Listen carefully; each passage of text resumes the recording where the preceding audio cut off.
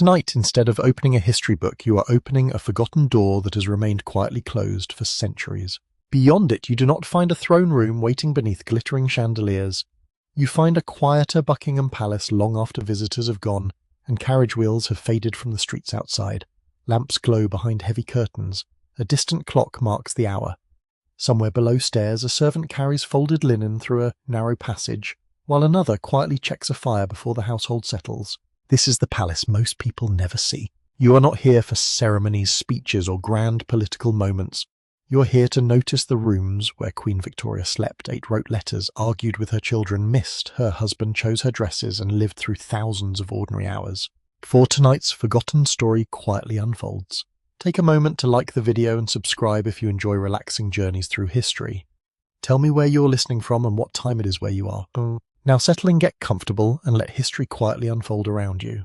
Section 1. You step through the forgotten door and enter Buckingham Palace on a cool London evening. Outside the city is settling beneath a pale layer of mist.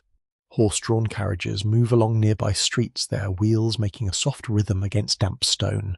Gas lamps glow through the haze, and the air carries the familiar 19th century mixture of wet pavement, coal smoke, horses, and distant chimney fires. Inside, everything changes. The first thing you notice is the quiet. Buckingham Palace is enormous, yet much of its private life unfolds in surprisingly small sounds. A shoe touches polished wood. A door closes gently somewhere beyond the corridor.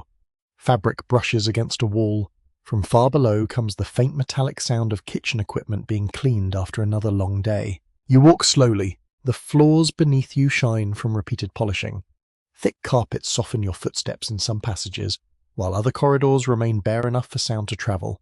Walls hold paintings, portraits, decorative panels, and objects collected through generations. Yet the palace you are exploring is still changing. When Victoria became queen in 1837, Buckingham Palace had only recently become the principal royal residence in London. It was impressive, certainly, but it was not always comfortable. That is one of the useful facts hidden beneath the palace's polished image. The building could be cold. Smoke sometimes entered rooms from badly designed chimneys. Ventilation could be poor. Bells meant to summon servants did not always work properly. Some rooms suffered from unpleasant smells. You might imagine a royal palace as a perfectly functioning machine. It was not. In Victoria's early years there, Buckingham Palace could feel more like a very large house, still discovering how to become a royal home. You turn into another corridor. The public rooms grow increasingly distant behind you. Their scale belongs to ceremony high ceilings, gilded decorations, formal furniture, and spaces created to impress ambassadors and guests. But Victoria did not spend every waking hour inside such grandeur. Like anyone living inside a huge building, she developed smaller territories within it. Bedrooms, dressing room, private sitting rooms, writing spaces, family rooms. These are where the palace becomes more interesting. I begin to understand that royal life depended on layers of privacy. Visitors might see one version of Victoria, senior officials another. Ladies of the household knew something more intimate. Dresses and personal attendants saw details almost nobody else could observe. And servants, moving through hidden corridors, sometimes knew the rhythms of the royal household without ever joining its social world. Buckingham Palace therefore contained several lives at once. There was the palace people saw. There was the palace Victoria inhabited. And beneath both existed a working building maintained by hundreds of hands. You pass near a door. Behind rooms like this, attendants might prepare clothing before Victoria appeared. Dresses needed arranging. Gloves had to be found. Jewellery might be selected. Fires required attention during cold weather. Water did not arrive by simply turning a modern tap. Warm water could require servants' containers, heating, carrying, and careful preparation. Every comfortable moment upstairs rested upon work somewhere else. That quiet dependency shaped Victorian palace life. You continue deeper into the building. A servant passes at a respectful distance. His presence reminds you of something easily overlooked when looking at royal portraits. Victoria was rarely truly alone. Her privacy existed within a household full of people. Ladies in waiting attended her. Dressers helped with clothing. Equerries carried messages and performed duties. Pages appeared when needed. Footmen moved between rooms. Housemaids cleaned spaces before the royal family entered them. Kitchen staff worked according to schedules shaped by people they might barely see. The palace was not merely a residence. It was a small community. Some employees slept within the building. Others lived in nearby accommodation. Their days were governed by rank routine, bells, meals, uniforms, corridors, and rules about where they could appear. One staircase might belong mainly to the royal family and important visitors. Another route might be used by servants. A door that seemed unimportant could connect directly to the hidden machinery of palace life. I begin noticing these doors everywhere. They are among the most interesting features of an old royal residence. Large ceremonial doors announce important. Small doors often reveal how the place actually worked. A maid carrying coal would not normally cross a magnificent reception room if a back passage could take her quietly around it. A tray could travel through service routes. Laundry move without becoming part of royal spectacle. Messages passed rapidly through people whose names rarely reached history books. This hidden circulation gave the palace its strange rhythm. Above stairs calm, below stairs movement, behind doors preparation, and at the centre of it all lived a young woman who had become queen at 18. You imagine Victoria during her first months here. She was still learning the palace, still learning the household, still discovering which people she trusted. Buckingham Palace gave her something she had badly wanted during her sheltered childhood greater independence. Before becoming Queen Victoria had lived under close supervision at Kensington Palace. Her childhood followed what became known as the Kensington system, an arrangement designed by her mother and Sir John Conroy to regulate her movements and relationships. She rarely enjoyed ordinary freedom. Becoming queen changed that almost overnight. Now she could decide who remained near her. She could organise her household. She could sleep without her mother's bedroom immediately beside hers. That detail sounds small. For Victoria, it was enormous. You can almost feel the emotional change as you pass through the private rooms. The palace might have been inconvenient, smoky and imperfect, but it represented personal space. For the first time, Victoria controlled many of the doors around her, yet historians still debate how much genuine independence she immediately possessed. A monarch had enormous authority, but a young queen also lived among advisors, courtiers, relatives, ministers, and household traditions. Freedom inside a palace could be surprisingly complicated. You reach a window overlooking the dark grounds. Rain has begun to touch the glass. The garden beyond is barely visible, only the outline of trees against the London sky. Victoria often looked outward from a world where almost every movement could be observed. Her diaries reveal strong emotions and sharp opinions, yet even these private writings do not answer every question about how she experienced the palace during those earliest years. Some moments disappeared completely. A tired conversation before bed, an irritation with a servant, a forgotten breakfast, a laugh in a corridor.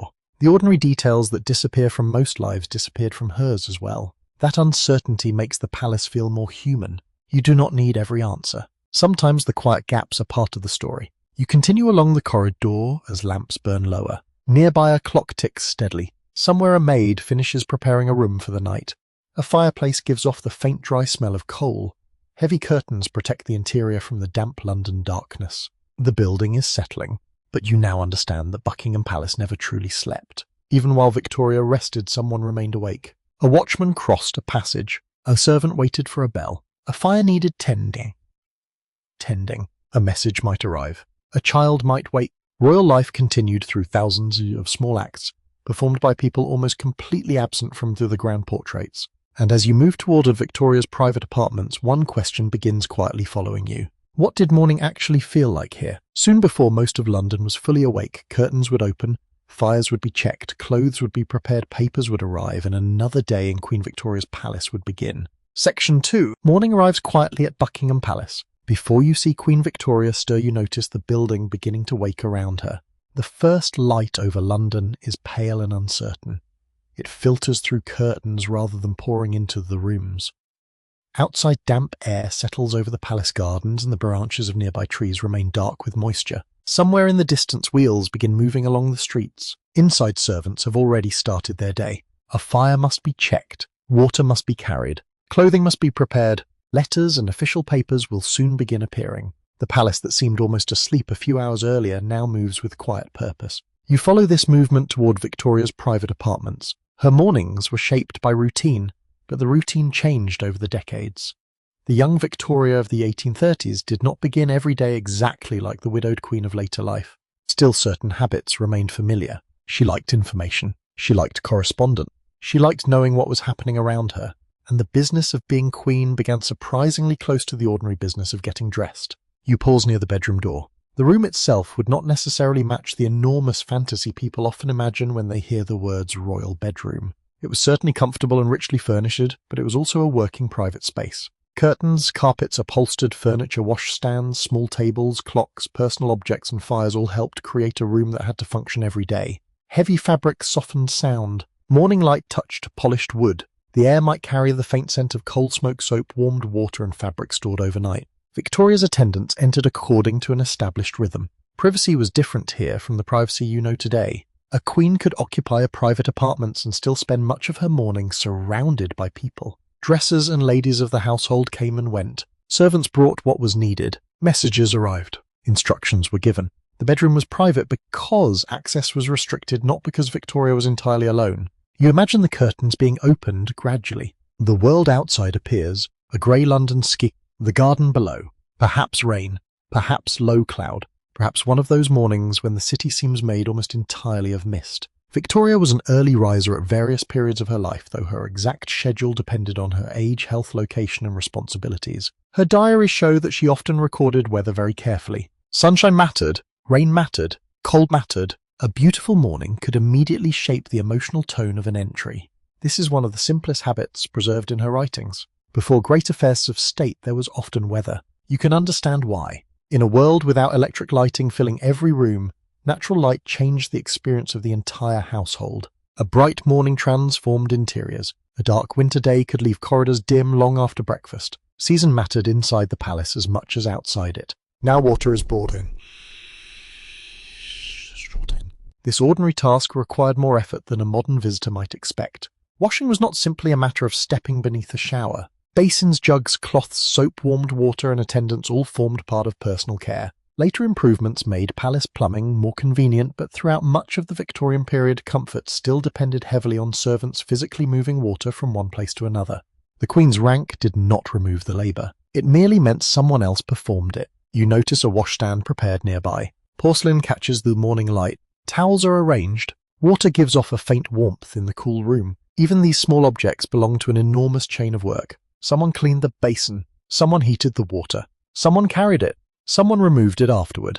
A royal mourning rested upon invisible hands. Then comes dressing. Victoria's clothing could be elaborate on formal occasions, but morning dress was usually less ceremonial than the gown seen in official portraits. Fabric still required attention. Fastenings had to be managed. Hair needed arranging. Shoes, stockings, undergarments, petticoats and outer clothing appeared in sequence. Nothing happened quickly. You can hear the soft movement of skirts. A drawer opens. Pins are placed carefully. A brush moves through hair. An attendant steps back to check the result. One unusual detail of Victoria's personal life is how closely clothing became connected to memory. After Prince Albert's death in 1861, black clothing became one of the defining features of her public image. Yet long before mourning transformed her wardrobe, clothes had already carried emotional meaning. She recorded dresses in her journals. She remembered what she wore on important days. She described fabrics and colours. A garment could become a marker of happiness, ceremony, family or loss. Clothing was never only decoration. It helped organise memory. For now, however, you remain with the younger Victoria. Her hair is arranged. Her clothing settles into place. Nearby another part of the morning begins. Paper arrives. The palace generated an astonishing amount of her correspondence. Letters from family, reports, government documents, invitations, requests, household notes, personal message. Victoria was not merely someone who received papers. She was a committed writer. Across her lifetime, she kept extensive journals and produced an enormous body of correspondence. You see a table becoming active. Ink waits in a small container. Paper lies ready. A pen scratches gently. This sound becomes part of palace life. Writing connected Victoria to people beyond the walls, children travelling abroad, relatives across Europe, ministers, friends, household members, people who wished to influence her, people who wished simply to be remembered. So mourning's official duties quickly entered the private rooms. The boundary between domestic life and monarchy could disappear before breakfast. A document might require attention while a family conversation was still continuing. A political message might arrive beside a personal letter.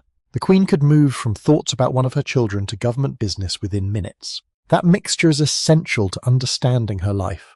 Buckingham Palace was both home and institution. The two never separated completely. You move closer to the writing table. Victoria's handwriting varied over time, and her journals preserve both careful observations and emotional bursts. She could write warmly. She could complain. She could describe a person with affection, then turn sharply critical. The image of a distant, permanently solemn queen, hides a much more expressive private voice. You sometimes encounter enthusiasm strong enough to feel almost youthful. She loved music. She loved certain landscapes. She loved family celebrations. She could also become impatient with ceremony and frustrated by people around her. Mourning pages could quietly reveal all of this, yet even the journals have limits. Historians know that Victoria's surviving diaries are not a perfect untouched record. After her death, her youngest daughter, Princess Beatrice, transcribed and edited many of the original journals, destroying much of the earlier material as she worked. Large portions of Victoria's original wording were therefore lost. You know an extraordinary amount about her daily life, but you do not hear every private sentence exactly as she wrote it. There are silences. There are softened passages. There are things Beatrice may have considered too personal. What disappeared remains uncertain. That uncertainty follows you gently through the room. Perhaps some lost pages describe arguments. Perhaps they contained family secrets. Perhaps they recorded nothing more dramatic than tiredness, irritation, or an ordinary breakfast. You cannot know. The mourning continues. A servant enters with another message. Somewhere outside London has grown louder. Horses pass. Doors open. Workers begin crossing streets. Smoke rises above rooftops. Inside Buckingham Palace, the Queen's day is already taking shape. Soon she may eat. Soon she may meet officials. Soon family members may appear. But before those larger movements begin, you pause for one more moment beside the quiet morning room. The fire burns steadily. Freshly arranged clothing rustles as Victoria moves. Papers wait on the table. Beyond the windows, moisture shines on the palace garden. You realize that a monarchy, for all its ceremony, often began like this, with cold air beyond the glass, with warm water in a basin, with hair being brushed, with letters waiting to be opened, and with breakfast being prepared somewhere deep inside the palace. Section 3. From the morning writing table, you move toward another room where the palace becomes even more private. Here the sounds are gear softer. A drawer slides open. A brush passes slowly through hair. A small box clicks shut. Fabric whispers as it is lifted from a chair. You have entered the world of Queen Victoria's dressing room. This is not the Buckingham Palace of balconies and state occasions. It is a smaller place filled with ribbons, pins, gloves, brushes, folded linen jewellery cases, bottles, shoes, and the quiet work of women whose names rarely appear in grand histories. Yet these women saw the Queen at moments almost nobody else did. They knew how she preferred her hair arranged. They knew which gowns were comfortable. They knew when a fastening had become troublesome. They noticed whether she seemed cheerful, impatient, tired, or distracted. A royal portrait could present Victoria as perfectly composed. The dressing room saw the preparation behind that image. You pass beside a table covered with small personal objects. There are brushes with smooth handles, perhaps made from wood, ivory, or another polished material. Pins rest nearby. Combs lie within easy reach. A mirror catches the weak London light. The reflection is not yet the famous Queen known to millions. It is simply a woman preparing for the day. Victoria relied upon personal dressers throughout her life, and these positions required trust. A dresser had unusual access. She handled clothing that touched the Queen's body. She worked close to Victoria's face and hair. She entered spaces where senior politicians would never casually appear. The work was practical, but it was also intimate. One of the best-known women to serve Victoria was Marianne Skerritt, who spent many years within the Queen's household and became far more than a simple attendant. Skerritt served as Victoria's dresser and also helped manage parts of her private life. She dealt with clothing accounts, correspondence, and personal arrangements. You can imagine why such a person became valuable. A queen owned enormous quantities of clothing and received countless gifts. Something had to be remembered. Something had to be stored. Something had to be repaired. Someone had to know where everything was. The dressing room required organization almost as much as elegance. You notice wardrobes and cabinets along the walls. Inside them are layers of 19th century clothing. Victoria's dress changed throughout her long life, following both fashion and personal taste. As a young queen, she wore brighter colors than the black garments that later defined her public image.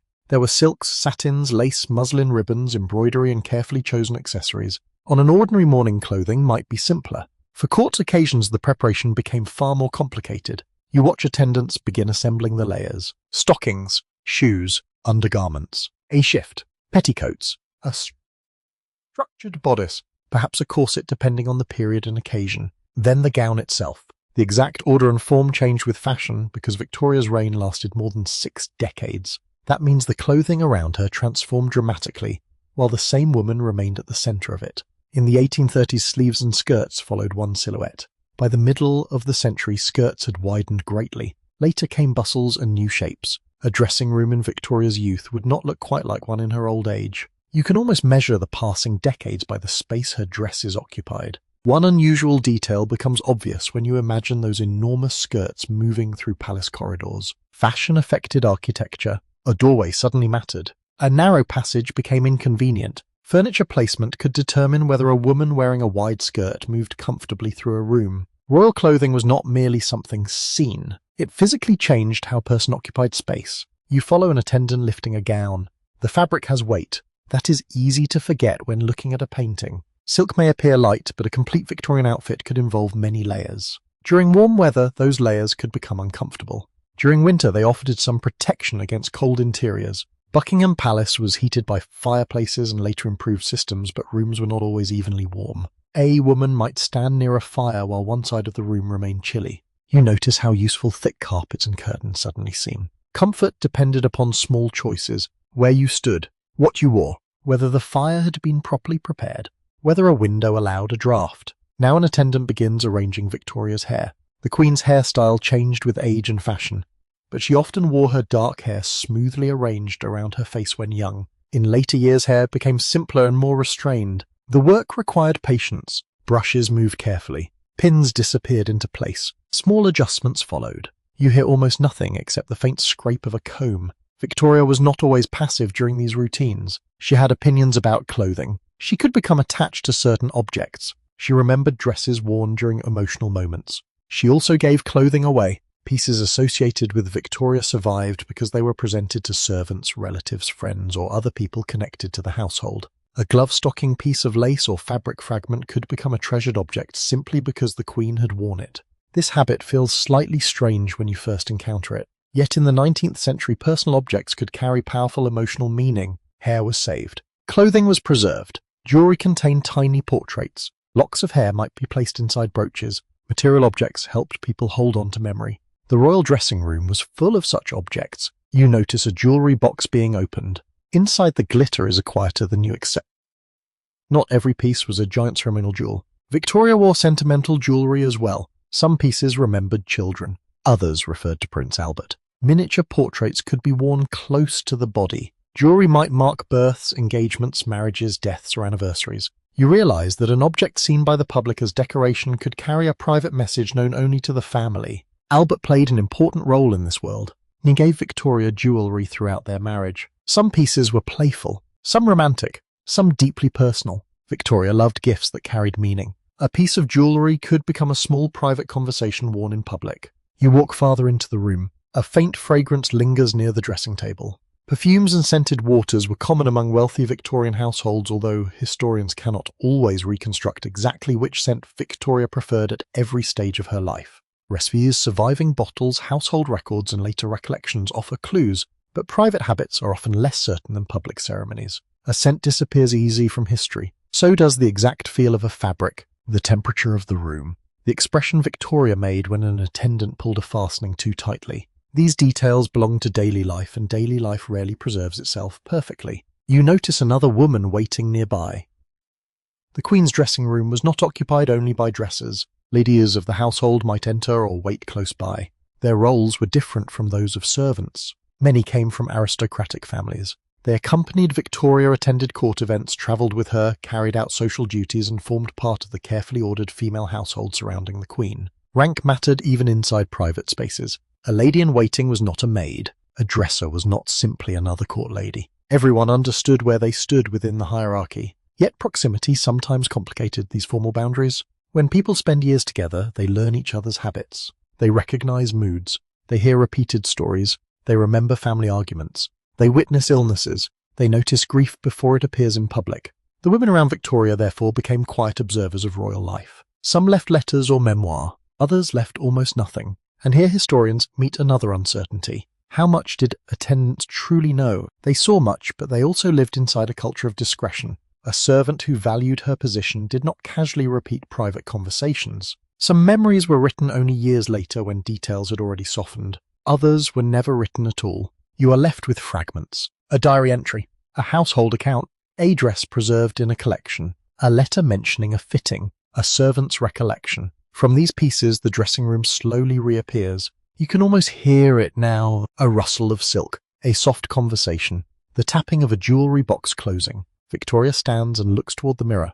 The woman you met beside the mourning basin has changed. Her hair is arranged, her clothes are fast.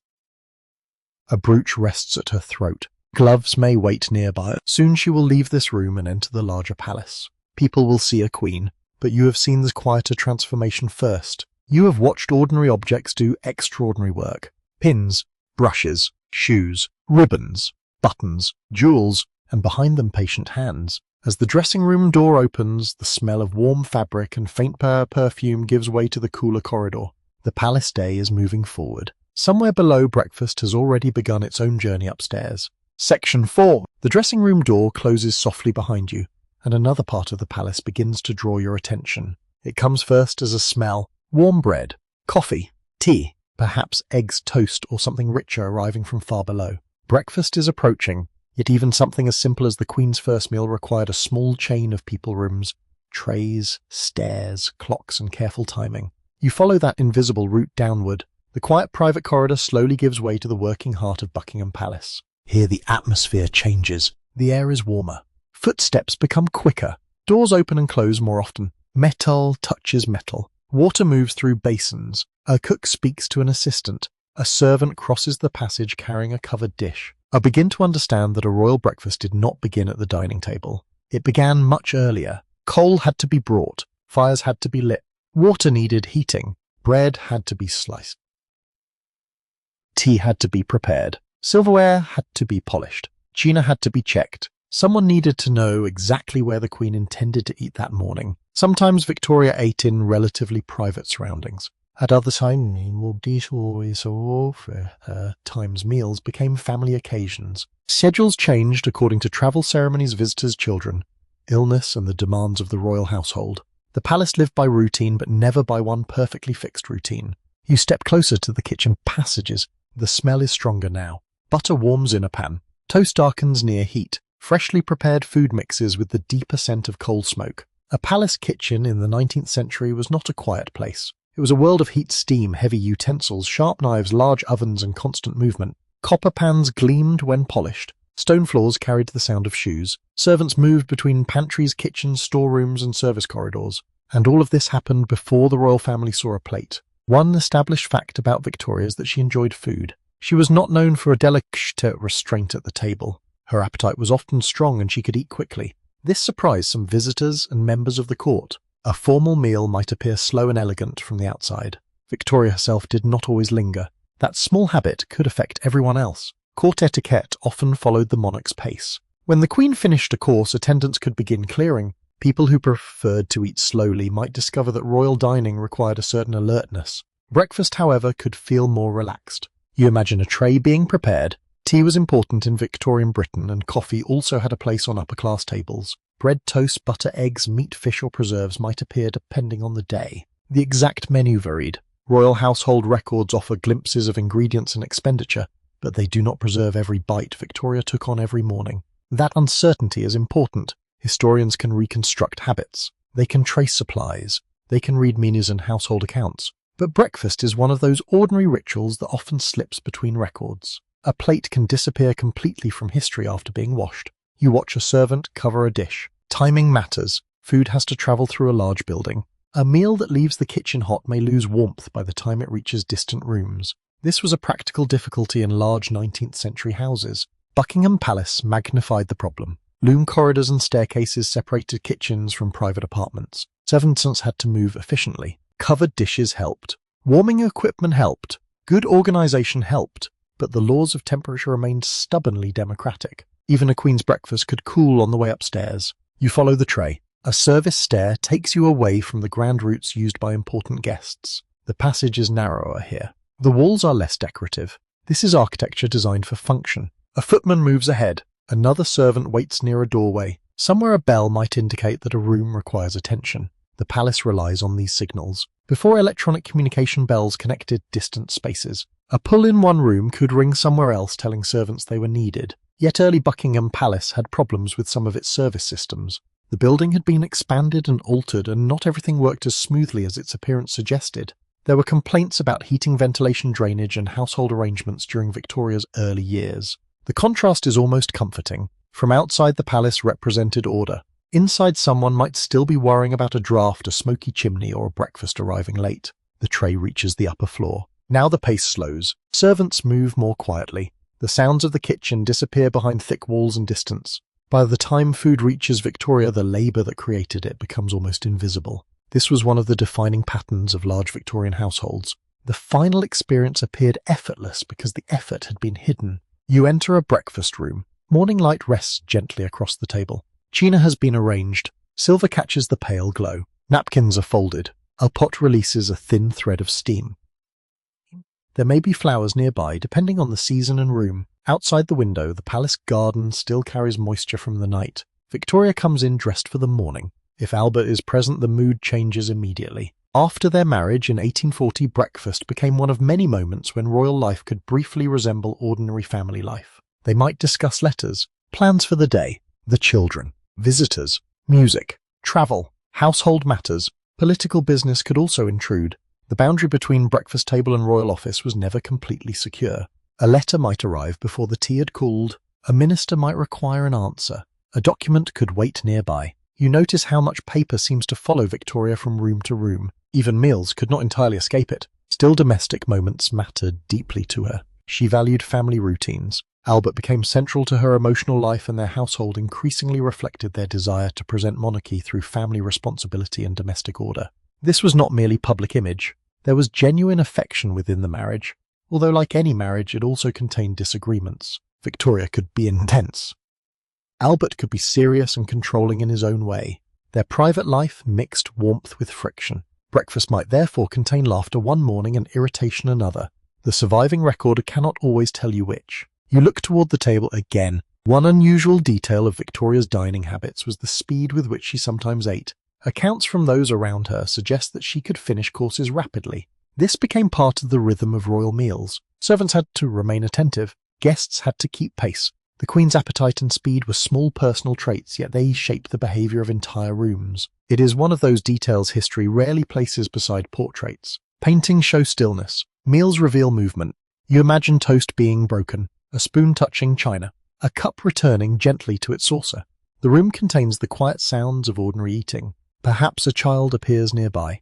Perhaps one of the royal children is already making the morning less formal. As Victoria's family grew, palace breakfast could sometimes become part of a much larger domestic routine. 9 children eventually filled royal residences with lessons, illnesses, birthdays, quarrels, toys, governesses, nurses, and endless scheduling. Even just before you reach their nursery, you can sense how much the family changed the palace. Food had to be prepared not only for the Queen and Prince. Children had their own requirements. Servants ate elsewhere. Guests appeared. Household staff required meals on a completely different scale. The palace kitchen served a community, not merely one famous table. That means breakfast was happening everywhere. In the royal apartments, fine china. Below stairs, simpler dishes. In servants' rooms, practical meals eaten according to rank and duty. In the nursery, food prepared for children. Different tables existed within the same building, separated by hierarchy. I begin to see Buckingham Palace as a collection of overlapping worlds. One meal could reveal all of them, yet some questions remain impossible to answer. What was Victoria's favourite breakfast on an entirely ordinary Tuesday? Did she ever send something back because it had gone cold? Which servant remembered exactly how she took her tea? Did she sometimes sit quietly without conversation, already tired by the day ahead? Such moments rarely survive. The palace preserves furniture, rooms, records and objects. But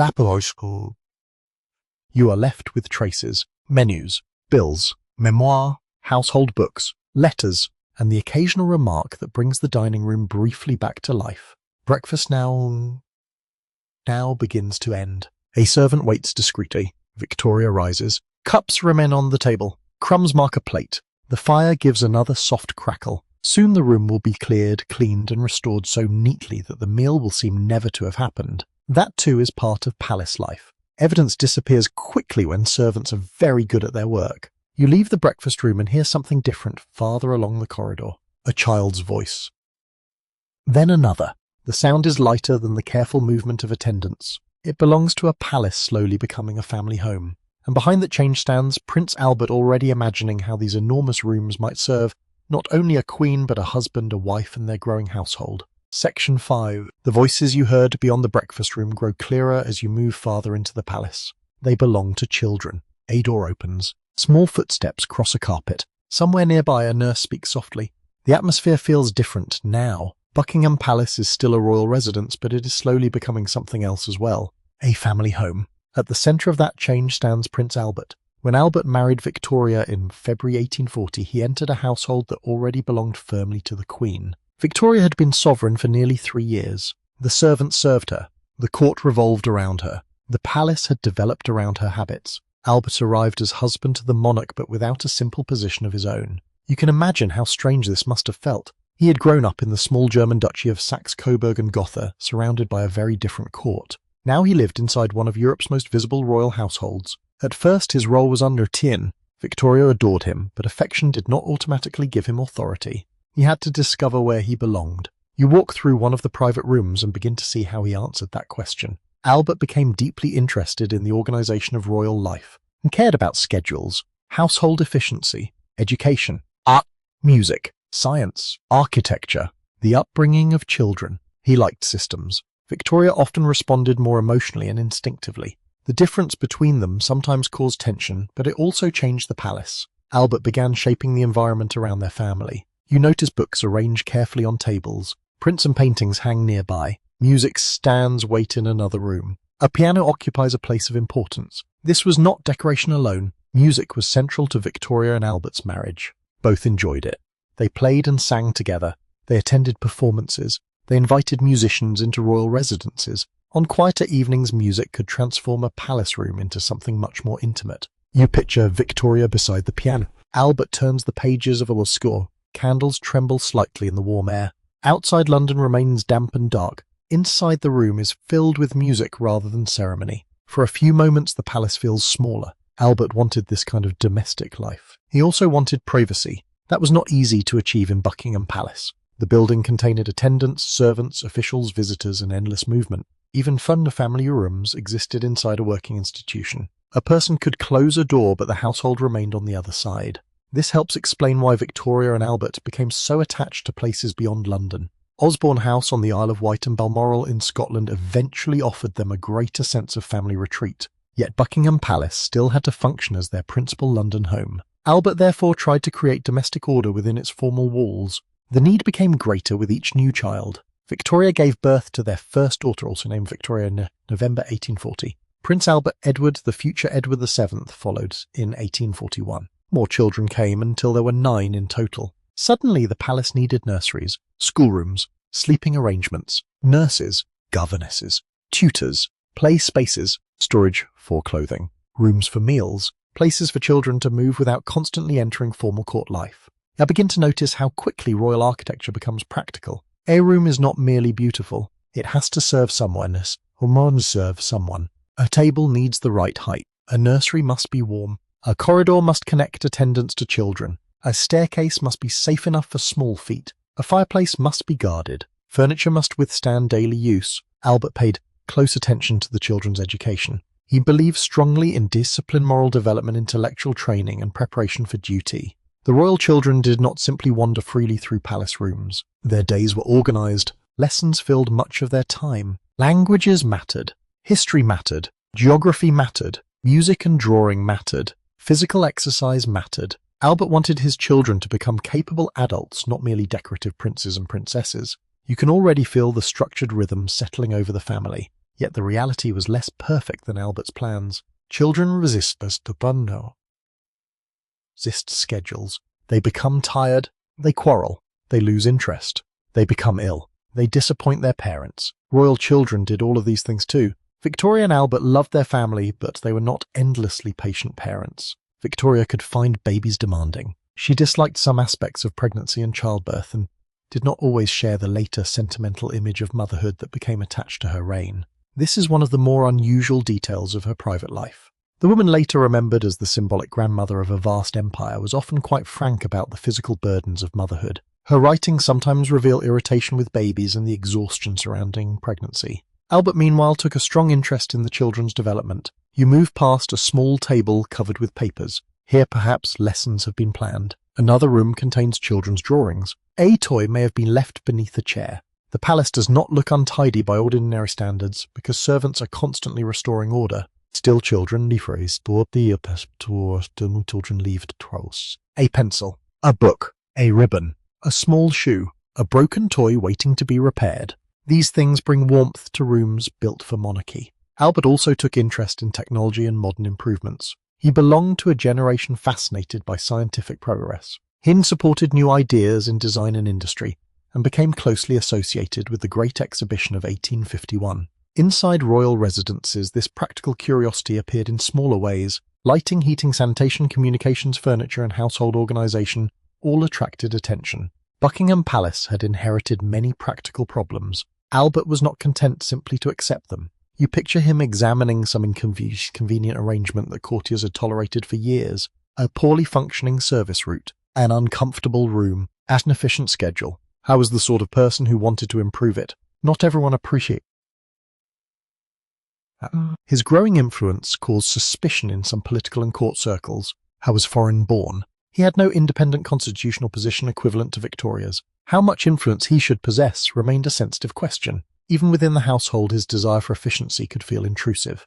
Historians still debate the exact balance of power between Victoria and Albert at different moments in their marriage. Victoria remained the sovereign. Albert never became king, yet over time he became her closest advisor and an increasingly important participant in state business.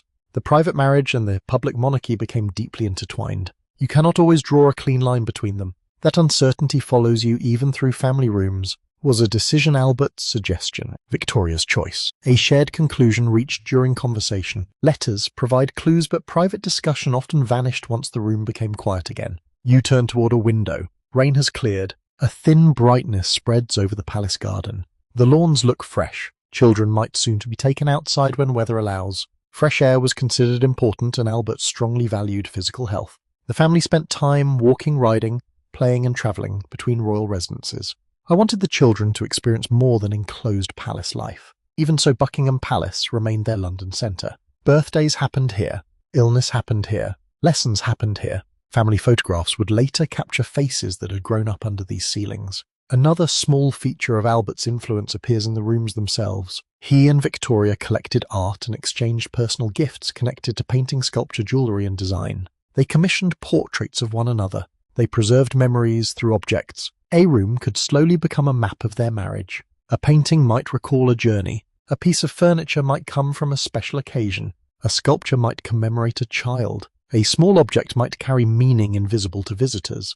This habit made royal interiors deeply personal. The palace was grand, but it was also filled with reminders. You stop before a family portrait. The image presents order.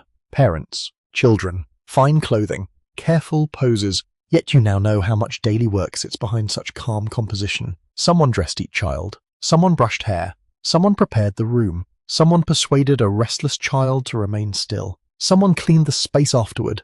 The family image depended upon a hidden household. That household is growing larger with every year. More nurses, more governesses, more clothing, more lessons, more meals, more birthdays, more small arguments echoing down passage. You hear another burst of laughter nearby.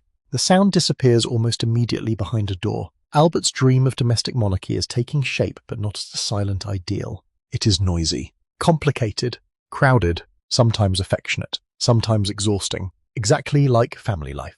As you continue toward the nursery wing, the palace changes again. The polished adult world of letters and court clothing begins to give way to school books, miniature furniture, toys, nurses, and the carefully managed chaos of 9 royal children. Section 6. The laughter you heard beyond the corridor now draws you toward the nursery rooms. Here Buckingham Palace feels less like a royal monument and more like a crowded household. The air is warmer. A fire burns behind a guard. Small chairs stand near low tables. Books are stacked beside slates and writing materials. You notice dolls, wooden toys, picture books, sewing things, and the scattered evidence of children who have only recently left the room. 9 children eventually filled Queen Victoria's family. Their names would later become connected with royal houses across Europe, but inside Buckingham Palace they first appeared as babies, toddlers, pupils, brothers, sisters, and occasionally very demanding children. You move slowly through the nursery. A nurse adjusts a blanket. A governess gathers papers. Someone opens a window briefly to freshen the room, allowing cool London air to enter before closing it again. Coal smoke from the city mixes faintly with the warmer smells of wool, soap, milk, wood polish, and the nursery fire. The royal children lived within an unusually controlled world. Their days followed schedules. Meals arrived at expected times. Lessons began according to plan. Walks and exercise had their place. Bedtime had its own rituals. Prince Albert believed deeply in structured education, and Victoria supported the idea that their children should be prepared carefully for adult responsibility. Yet no timetable could entirely remove childhood. You hear the scrape of a chair. A book falls. Two voices disagree over it, other than completely unimportant. For a moment, the palace sounds wonderfully ordinary. The eldest child, Victoria, known within the family as Vicky, was intelligent and quick. Her younger brother, Albert Edward, usually called Bertie, developed very differently. Where Vicky often pleased her father academically, Bertie struggled with the demanding educational system created for him. This became a source of anxiety within the family. Albert expected discipline and improvement. Bertie often seemed unable or unwilling to fit the model prepared for him. You can almost feel the tension in the schoolroom. A tutor waits for an answer. A child looks toward the window. Rain traces narrow lines across the glass. Somewhere outside lies London, full of streets and movement. Inside, another lesson must be completed. Royal children could possess extraordinary privilege while having very little control over their own time. That contrast appears everywhere. They had servants. They lived inside palaces. They received fine toys. Yet they were constantly watched. Nurses observed them when they were small. Governesses supervised them later. Tutors recorded their progress. Parents received reports. Even behavior that would disappear unnoticed in another household could become part of family correspondence. You stop beside a small desk. A handwriting exercise rests there. Children were expected to learn languages, history, geography, religion, literature, music, drawing, and other subjects appropriate to their position. Their education was intended to produce disciplined royal adults. Albert personally involved himself in educational plans. He did not treat the nursery as a world entirely separate from him. This was a well-established feature of his approach to fatherhood. He wanted to shape character. He wanted habits formed early. He wanted his children to understand duty. Victoria's relationship with motherhood was more complicated. She clearly loved her children, but she did not romanticize pregnancy or infancy. She sometimes described newborn babies in surprisingly unsentimental terms. The physical demands of repeated pregnancy exhausted her. Between 1840 and 1857 she gave birth 9 times. That meant much of her early married life was shaped by pregnancy recovery, nursing arrangements, and the constant expansion of the household. You enter another room. A cradle stands near the warmth of the fur. Curtains soften the daylight. A nurse moves quietly around it. Victoria's children were generally cared for by nurses rather than depending entirely on their mother for daily physical care. This was normal among elite families of the period. Royal motherhood involved affection, supervision, decisions, and family interaction, but much of the repetitive labor belonged to household staff. Someone washed the children. Someone dressed them. Someone prepared nursery meals. Someone sat beside an ill child during long hours. Someone cleaned the room after sickness. The nursery depended upon women whose work rarely became part of royal legend. You notice how carefully everything must be managed. Children become ill easily. In the 19th century, even wealthy families had reason to fear disease. Medicine could offer less certainty than it does today. Fevers were watched closely. Coughs created concern. Rashes could change household arrangements. Rooms might be warmed or aired according to medical advice. Doctors could be summoned. Parents waited.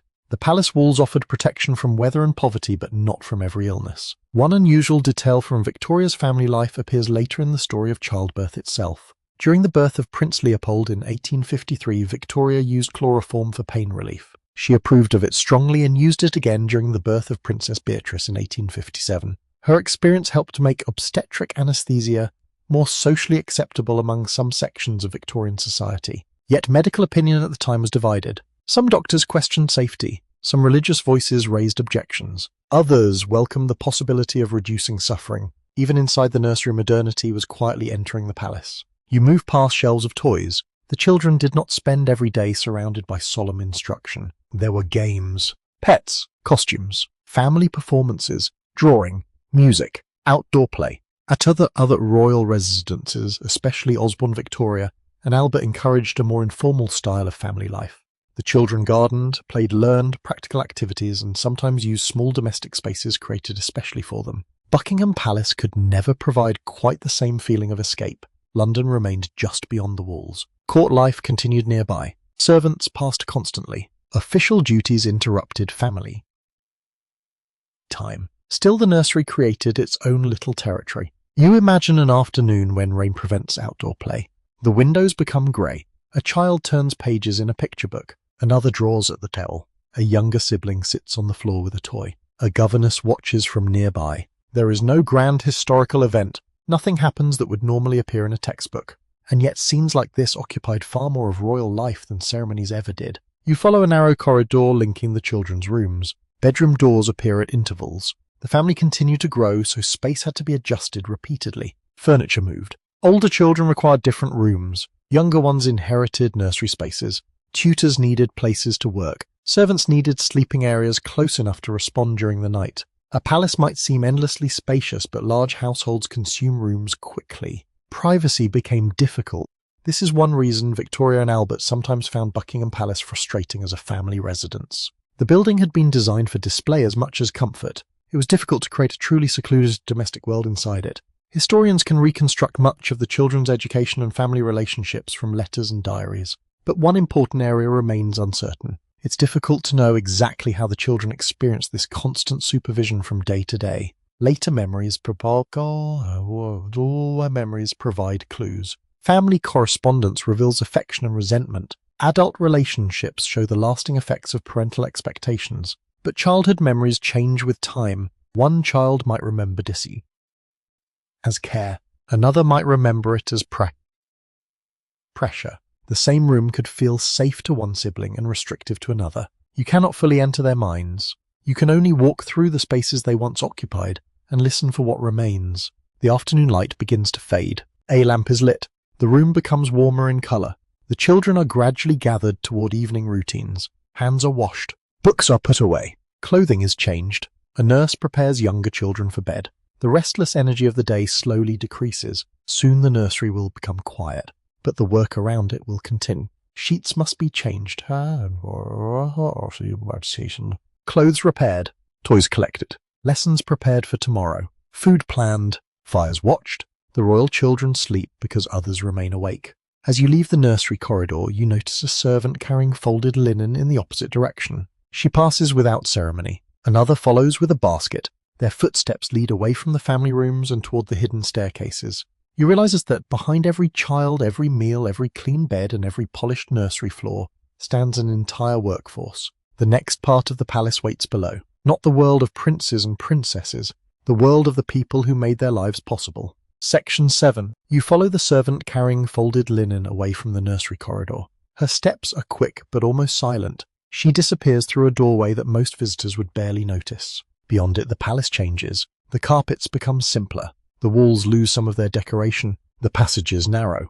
The air smells faintly of cold soap, damp cloth, cooked food, and polished wood. You have entered the hidden working world of Buckingham Palace. Above you are royal bedrooms, drawing rooms, schoolrooms, and carefully arranged tables. Here the palace is held together by labour. Every clean sheet has passed through someone's hands. Every fire has been lit by someone. Every polished surface has been rubbed until it shines. Every meal has travelled through a chain of workers before reaching the royal family. You hear footsteps on a staircase. A maid is already moving toward another floor. Her day may have begun long before Queen Victoria woke. In a large 19th century household, morning work often started in darkness. Fires needed attention before important rooms became occupied. Ash had to be removed. Coal had to be carried. Water had to be heated. Floors might need sweeping before anyone of higher rank appeared. The goal was simple. The work should happen without being noticed. A perfectly run palace was supposed to make labour invisible. That meant servants often worked hardest when everyone else seemed most comfortable.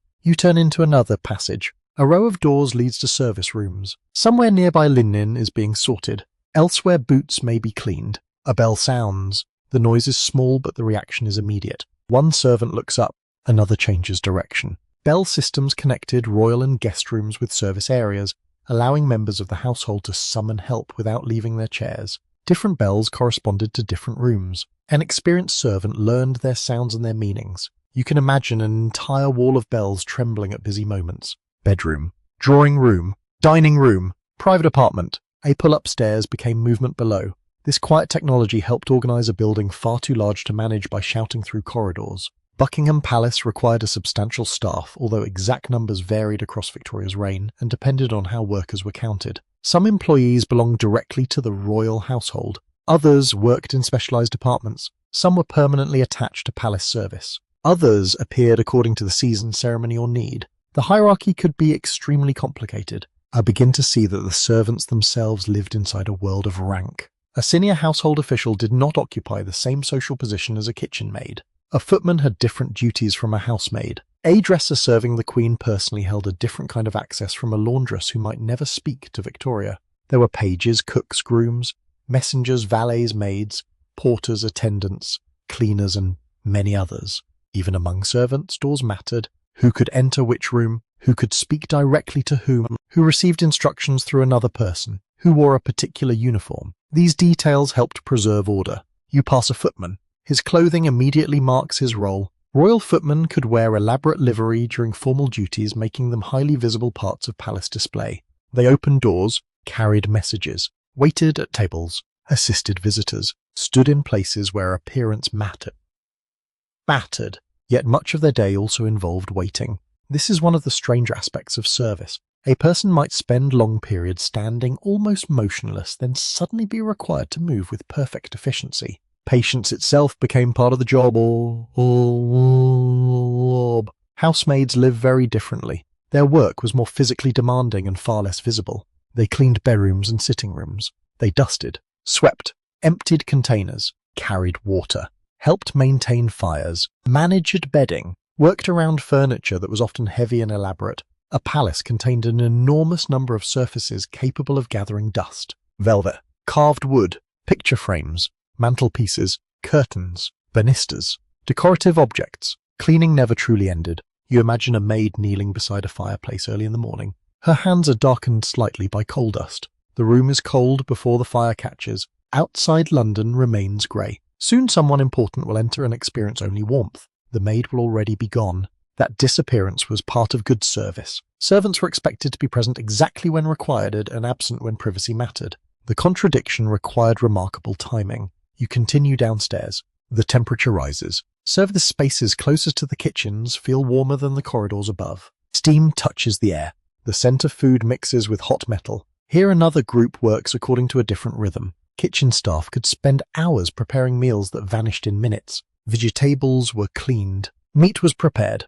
Sauces watched carefully. Bread sliced. Desserts arranged. Pan scrubbed. The palace consumed food on a large scale because the royal family was only one part of the household. Servants themselves had to eat. Visitors appeared. Formal dinners could multiply the workload dramatically, and every meal generated washing afterward. You notice how much royal splendor depends upon repetition. Carry, clean, polish, fold, heat, serve, remove, wash, then begin again.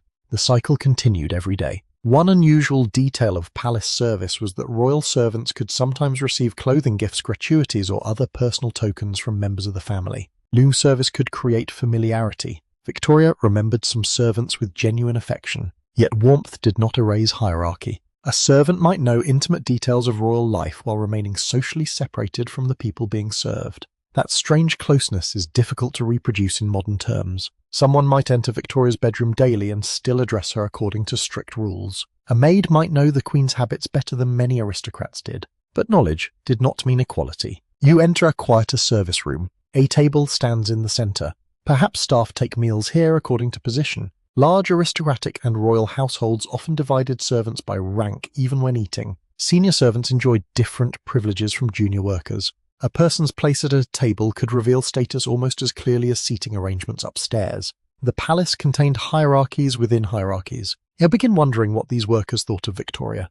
This is where the evidence becomes less complete. Some servants left memoirs, letters, or recollections. Others appear only in wage records, household lists, or brief references. Many vanished almost entirely from the historical record. A housemaid might work for years inside one of the most famous buildings in Britain and leave no surviving duro. How she felt about it. Was she proud, exhausted, homesick, amused by royal habits, afraid of making mistakes? Perhaps all of these at different times. Historians can reconstruct duties more easily than inner lives. That uncertainty hangs gently over the service corridor. You pass another doorway and hear low conversation. A brief laugh escapes before the workers notice someone approaching. Servants had their own friendships, rivalries, jokes, complaints, romances, and private worries. The palace was their workplace, but for some it was also where they lived. That meant the boundaries between work and personal life could become very thin. A worker who slept inside the palace never completely left the household behind. Even night-time offered no guarantee of uninterrupted rest. Someone always needed to remain available. Fires could cause concern. Messages might arrive unexpectedly. A member of the royal family could become ill. A child might wake. A visitor could require assistance. The palace continued after midnight. You climb one narrow staircase again. The smells of kitchens begin to fade. The air grows cooler. Soon you are near the polished rooms once more.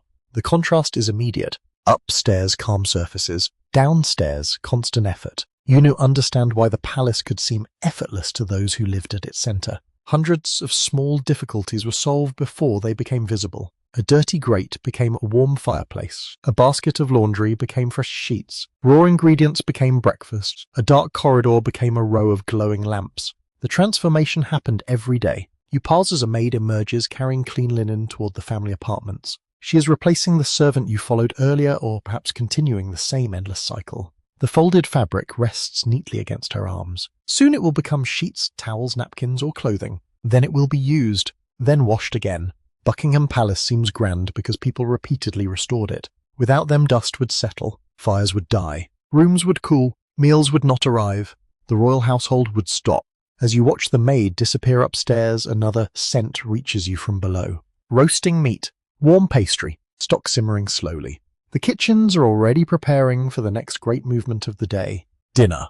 And before Victoria ever sits beneath candlelight, you are about to discover just how much work must happen below stairs first. Section 8. The smell that reached you at the end of the service corridor grows stronger as you descend again. Roasting meat, warm pastry, stock simmering over steady heat. A trace of spice.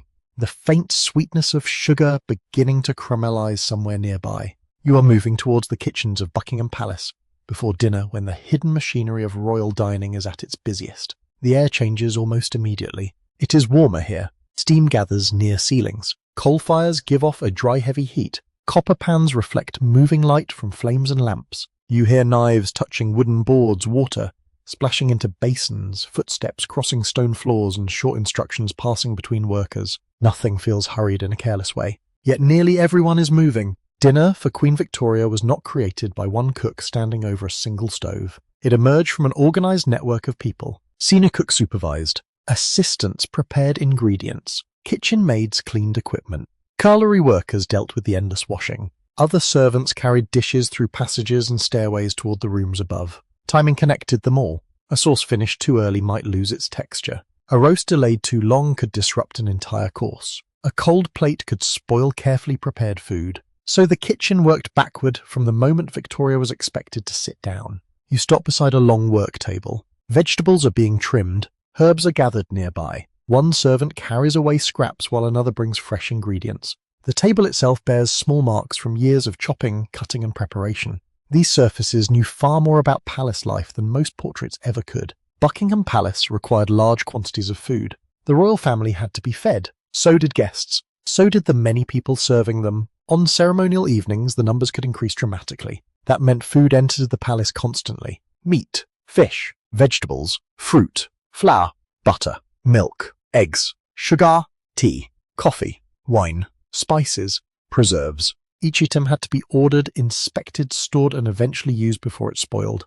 You follow a servant toward the pantry. The atmosphere becomes cooler. Shelves hold ingredients and supplies. Some food is protected in containers. Other items wait in baskets or jars. Before modern refrigeration, preservation required planning. Cold rooms, ice, salting, drying, pickling, smoking, and careful storage all helped extend the usefulness of food. Ice was especially valuable. Wealthy households could store it in specially designed ice houses, packed carefully so that it lasted surprisingly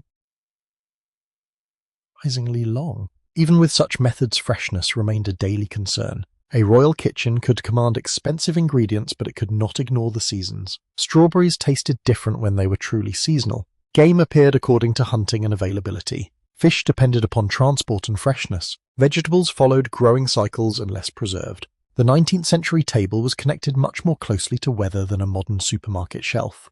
You think back to Victoria recording rain and sunshine in her diary. The weather outside her bedroom window also influenced what might eventually reach her plate. You return to the heat of the main preparation area. A large piece of meat is being watched carefully. Nearby stock has been reducing for hours. This is one established feature of elite Victorian cooking that is easy to forget. Many dishes demanded time. Stocks began long before dinner.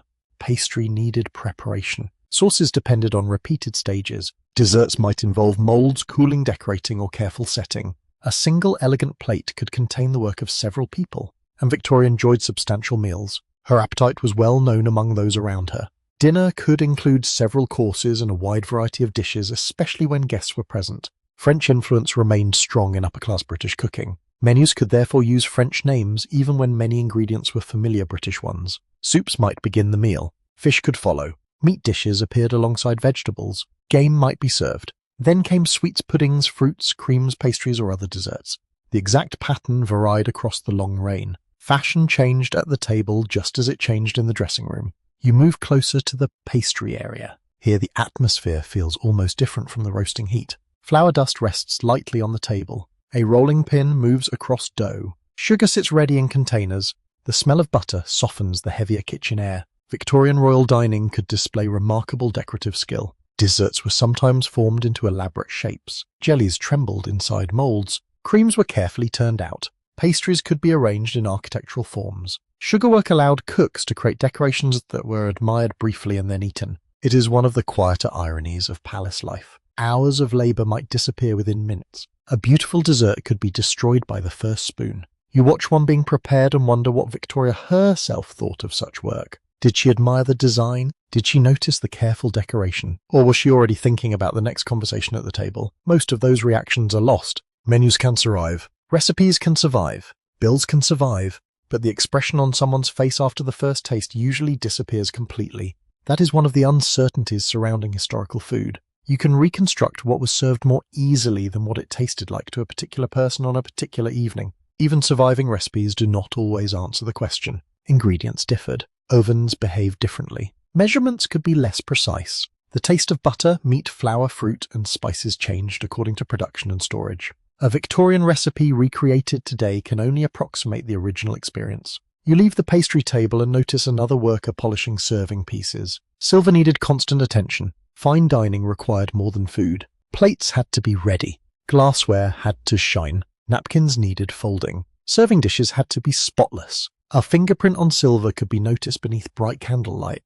Presentation turned dinner into a coordinated performance. Yet the people producing that performance did not share equally in its comfort. Scullery work was especially hard. You enter a warmer, damper space where used equipment accumulates. Large pots are heavy even when empty. Grease clings to surfaces. Hot water must be managed. Hands remain wet for long periods. Scrubbing can continue after everyone upstairs has finished eating. The scullery represents the other side of royal dining. Above stairs polished plates. Below stairs burned pans.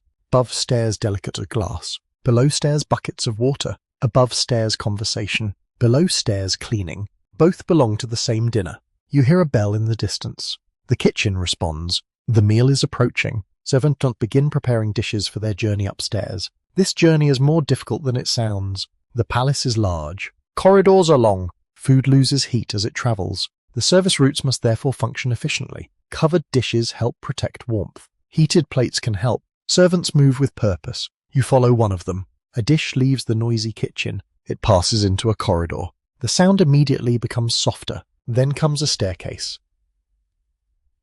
It's another passage, perhaps a waiting area where final arrangements are made. The farther you move from the kitchen, the less visible the labour becomes. By the time the dish approaches Victoria's dining room, it seems to have arrived almost magically. That illusion is deliberate. Guests should not see the confusion of preparation. They should see order. Candles, silver, crystal, flowers, food appearing at the correct moment. A dinner's success was measured partly by how completely its difficulties disappeared. One unusual detail of royal meals made this timing especially demanding. Victoria could eat quickly. Those around her sometimes struggled to keep pace. If the Queen moved through courses rapidly, servants had to remain alert to the changing rhythm upstairs. The kitchen might spend hours creating dishes whose moment at the table was remarkably brief. You pause near the threshold of the dining area. The temperature is cooler here. The air smells of beeswax, polished furniture, flowers, and food arriving from below. Candles cast warm reflections across glass and silver. Chairs stand ready. Napkins wait untouched. Everything appears calm, only you know how much movement lies beneath it. Far below fires are still burning. A cook checks another dish. A maid scrubs a pan. Someone prepares dessert. Someone carries wine. Someone watches the clock. Soon Victoria will enter dressed for the evening, and the great hidden effort of the kitchens will become almost completely invisible. You remain beside the table as footsteps approach from the corridor. The Queen is coming. Dinner is about to begin, but first the palace must complete another transformation. The private woman you saw in her morning rooms will now appear beneath the evening light, dressed carefully for the social world waiting beyond her door. Section 9. The footsteps approaching the dining room do not yet belong to Queen Victoria. Before she appears beneath the candles, you follow the sound backward through the corridor. The evening transformation is still taking place. You return toward the private apartments where the light is softer and the atmosphere more intimate. Outside London is growing dark. Carriages pass beyond the palace gates. Gas lamps begin glowing along the streets. Rain may still cling to the windows, turning distant lights into blurred golden shapes. Inside the dressing room, however, the evening has its own weather. Warm firelight, candlelight, the faint scent of soap, fabric, hair preparations and polished wood. A dress lies ready. Gloves wait nearby. Jewelry cases stand open.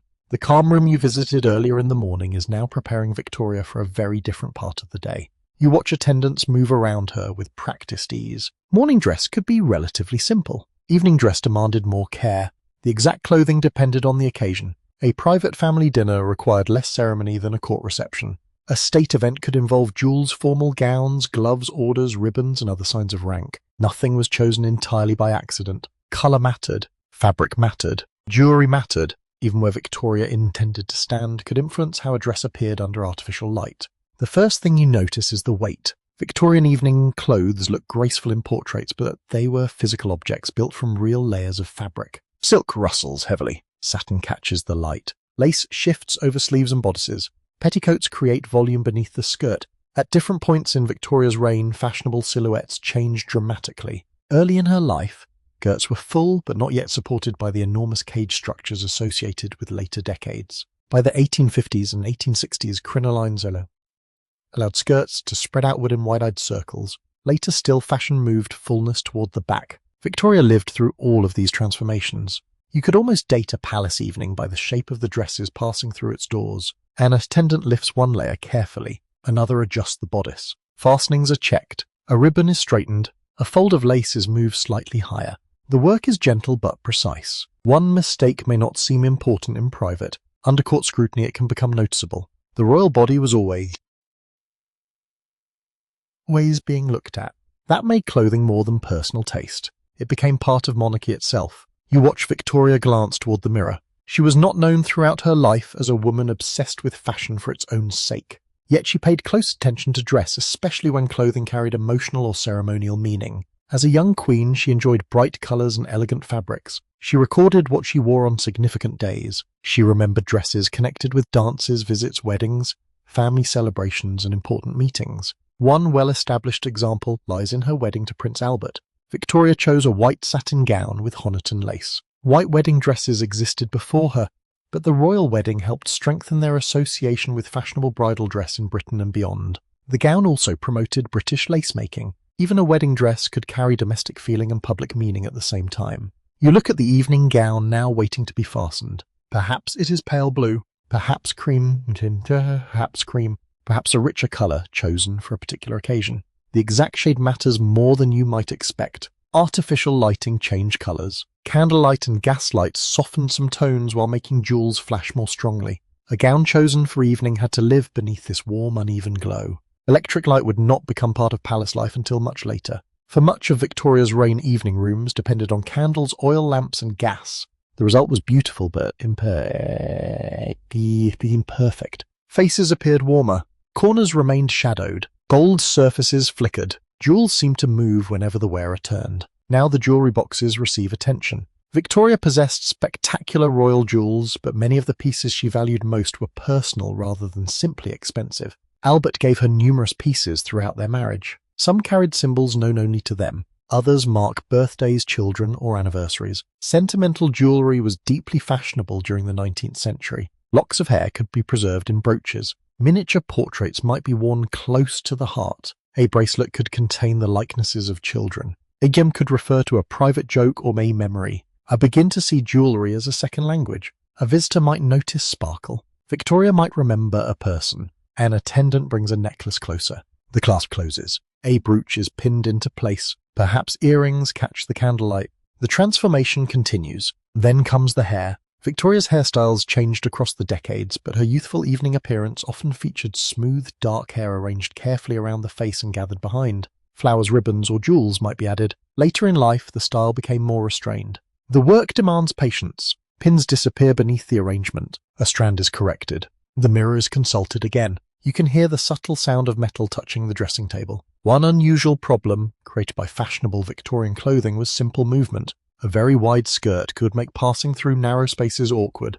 Two women wearing large crinolines could struggle to move past each other comfortably in confined areas. Furniture became something to navigate around rather than merely admire. Fireplaces were another concern. Wide skirts, especially those made from light or flammable materials, could catch near open flames. For ordinary Victorian women, as well as aristocrats' clothing, could sometimes be dangerous in ways hidden by elegant portraits. Inside Buckingham Palace, attendants watched carefully. Fireguards mattered. Distance from candles mattered. Movement required awareness. You step aside as Victoria turns slowly. The skirt follows a moment later.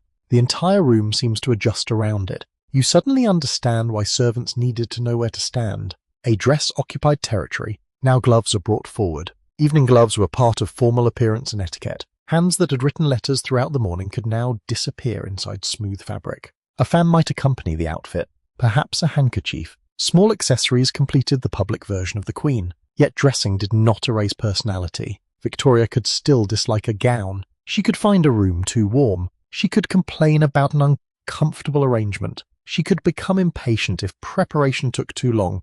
The composed figure in a portrait did not always feel composed while being created. You notice one attendant making a final adjustment. The relationship between Queen and dresser could become unusually close because of this repeated intimacy. Day after day, year after year, the same women might stand within arm's reach of Victoria.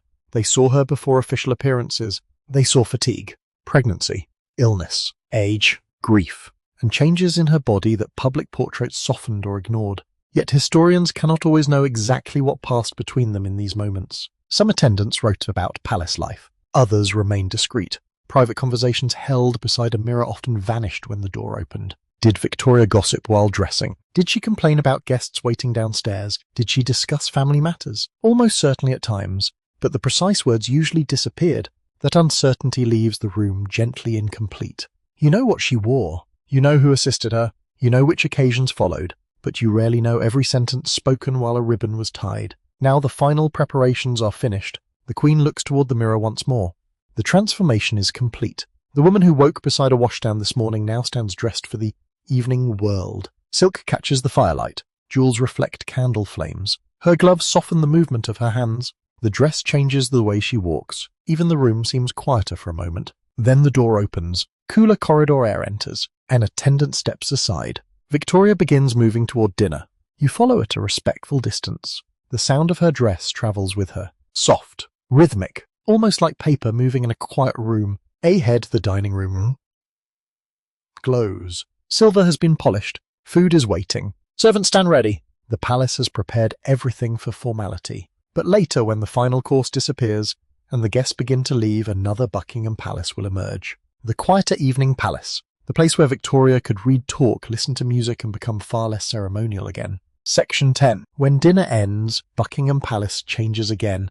The long table begins to empty. Glasses are lifted away. Plates disappear into waiting hands. Candles still burn, but the formal attention of the evening begins to soften. You follow Victoria away from the dining room and into the quieter private spaces beyond. Here the palace feels less arranged for display. The air is warmer.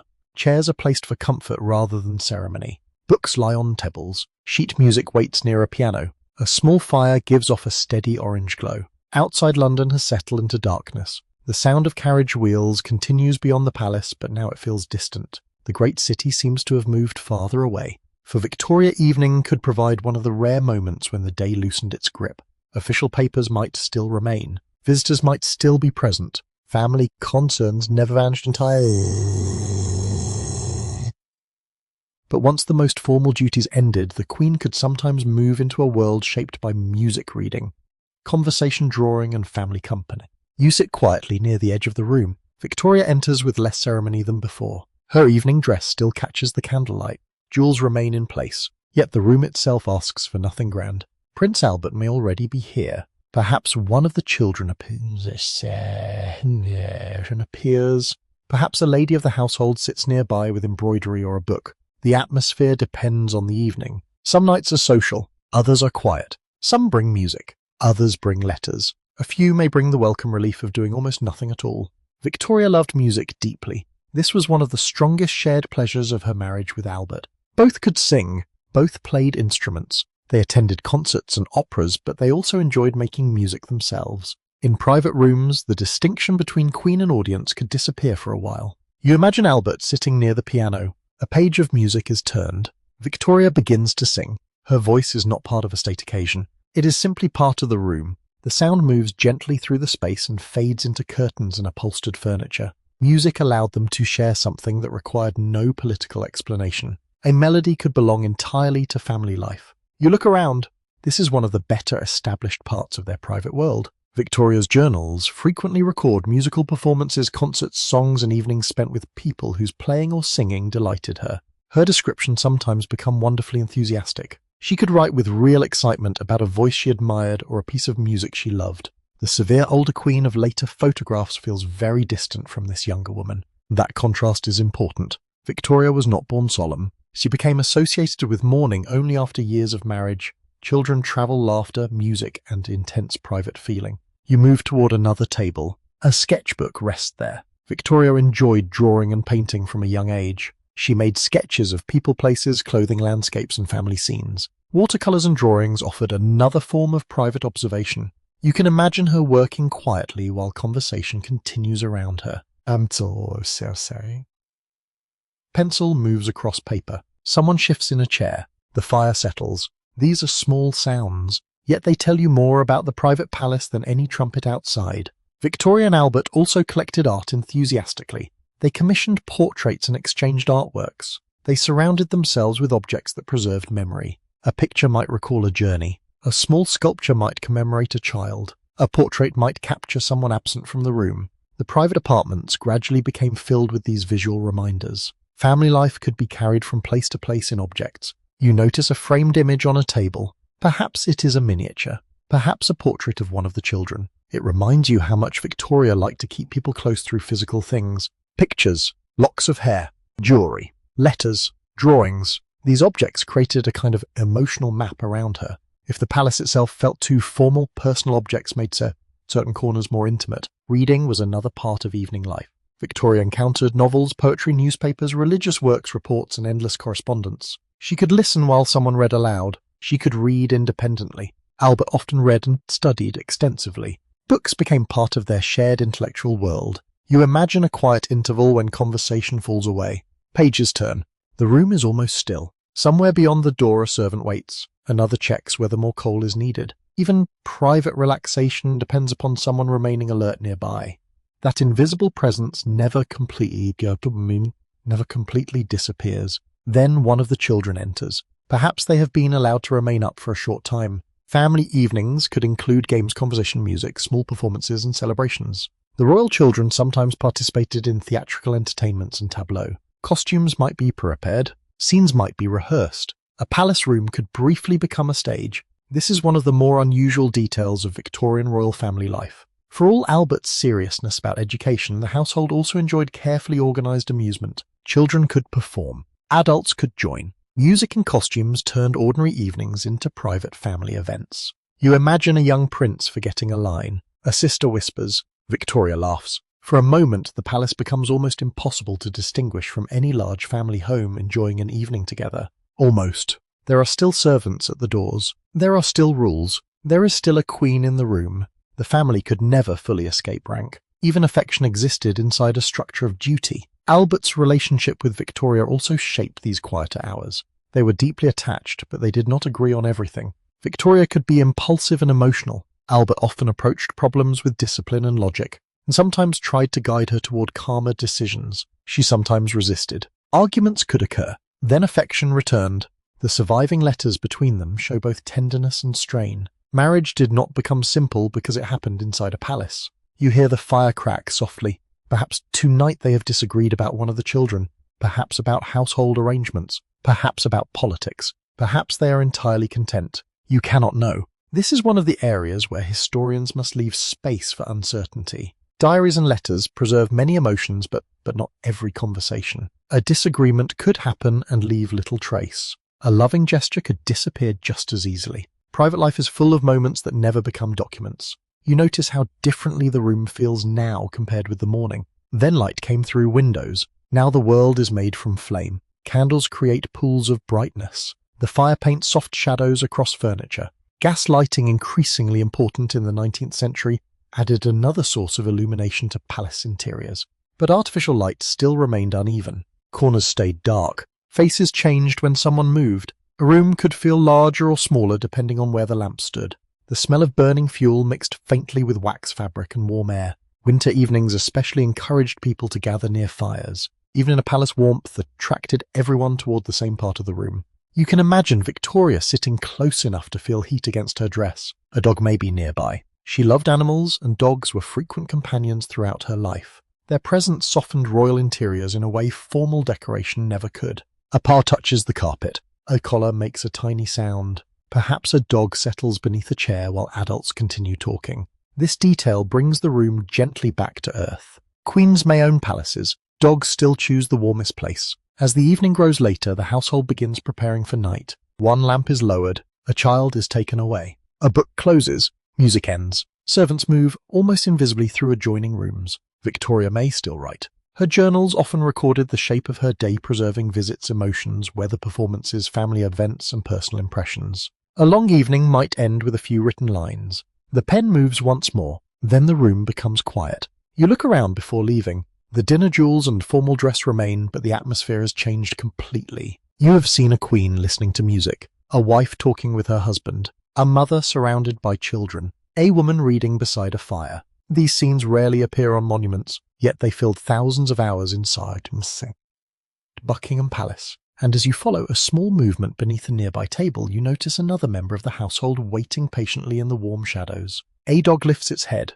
The palace animals are never far away. Section 11. The dog beneath the chair lifts its head as you approach. For a moment, the grand room seems to belong entirely to him. Candlelight shines along the edge of a polished table. A fire settles behind the grate. Beyond the windows, London is quiet beneath the night sky. Yet here, close to Queen Victoria's feet, a small animal stretches comfortably on the carpet as though palaces were created mainly for warm fires and soft places to sleep. Animals occupied a surprisingly important place in Victoria's private life. Dogs especially followed her through childhood, marriage, motherhood, widowhood, and old age. They appeared in drawings.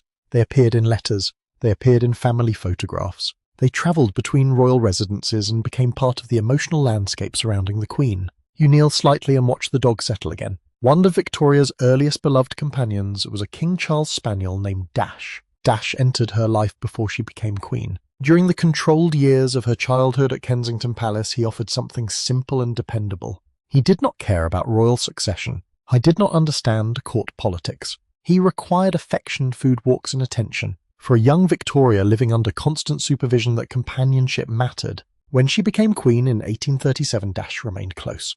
There is a famous story connected with the night of Victoria's coronation in 1838. After an exhausting day of ceremony, she returned home and reportedly gave Dash his bath. The detail sounds almost too perfect. A young queen comes back from one of the grandest public events of her life and turns immediately toward an ordinary domestic task. The story has been repeated often, though. Historians remain cautious about the exact circumstances and wording surrounding it. Still, Victoria's affection for Dash is well established. You can imagine why the story survived. It captures the strange mixture of ceremony and domestic life that followed Victoria everywhere.